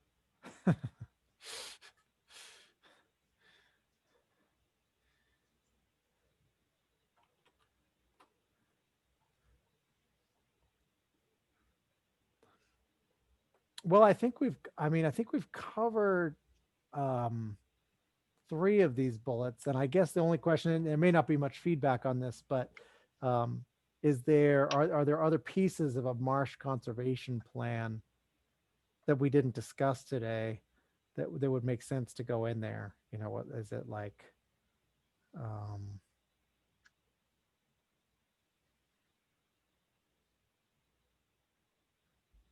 I was just thinking about some of the marsh conservation plans that we did. Forest conservation plans that I was working on here. And part of that was actually talking with locals about what that forest meant to them, and then that sort of added sort of an emotional resonance to the report. I don't know if something like that, or if there's a different sort of scientific piece. I just didn't know whether in this brainstorming session there was something that stuck out to somebody that they were like, you know what, if I was reading this, what I'd really like to see or learn from this report is fill in the blank. Well, obviously, cost is always a factor to people. You know, what's it going to cost to do this, to implement it? And I think it would help if you have an example of a plan that's been done, so that people can look at like a hard copy and say, this is what a plan looks like. These are the elements. You know, this is how long the plan is. These are what the recommendations are. I think that would could help you know, them conceptualize it a lot better. That's good feedback. Thank you very much. I also think accessibility might be something to look into. I don't know if it's already on your list, but you know, if one marsh area is more accessible and used a lot more by neighboring towns and residents, I think that's an important aspect to keep in mind when we think about education efforts, outreach, and just general appreciation. Yeah, good. Yeah, I don't know why recreation didn't make that bulleted list, but that's sort of along the lines of the recreation. That was a big piece in terms of, and I don't know that we looked into it too closely, but when we were first looking at this, getting a sense of, you know, whether there are some of these areas that might have boardwalks or parking, or have sort of a general sense of, right, others might be very hard to access unless you have a private boat. So yeah, I think that is a big consideration. Thank you. Thank you.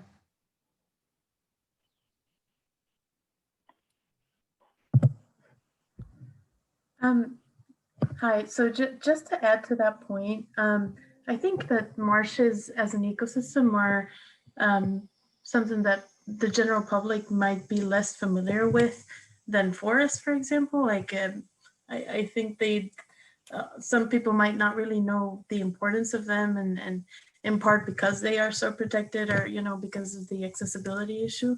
So I would take that into account as well in education efforts to kind of highlight the importance of marshes and why we're working towards this. Yeah, that's a really good idea. Add some of that education into the report itself. Sorry, I wasn't trying to flip around. I was trying to bring up my notes because I want to type up some of this stuff because it's so good. And I know I'm not going to be able to read my handwriting, but yes, thanks. Any other thoughts?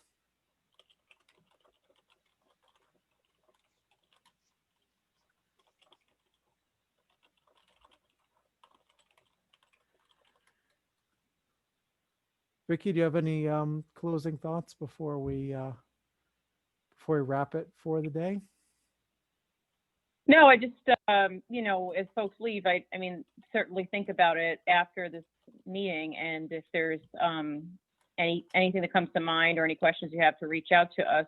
And if you go back and talk to your colleagues or your partners, and then there's certain interest in it, you know, definitely participate in next steps, because we want to, you don't have to make a decision now to do this, to move forward with this, but it would be nice to kind of have people formulate their thoughts on how this might benefit their community, and use this opportunity for us to assist you in planning for the future of a critical habitat. So definitely, like, go back and think about it and see how this could work with you and your partners.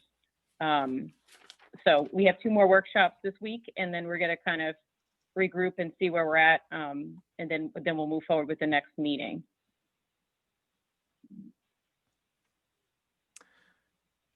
Yeah, thank you all for your attention and interest in this today as well. I know it's a long workshop, and the other piece is, if you have any difficulty with any of the data products or questions about them, please go ahead and reach out to us. We've got on the help file, our email addresses are at the bottom.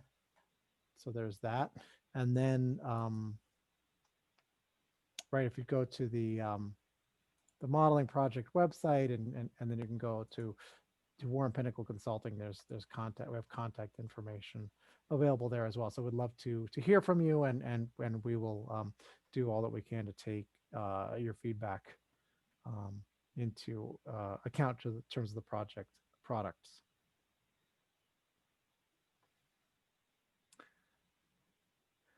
All right. Well, thanks again. I think that's it for now. Marco, last thoughts, or I think we're done. Thanks again, everyone. Yeah, Hopefully no, talk to you and hear from you soon. yeah. Thank you. Thank you for all your hard work on this. Have a Thanks. great day. Thank you.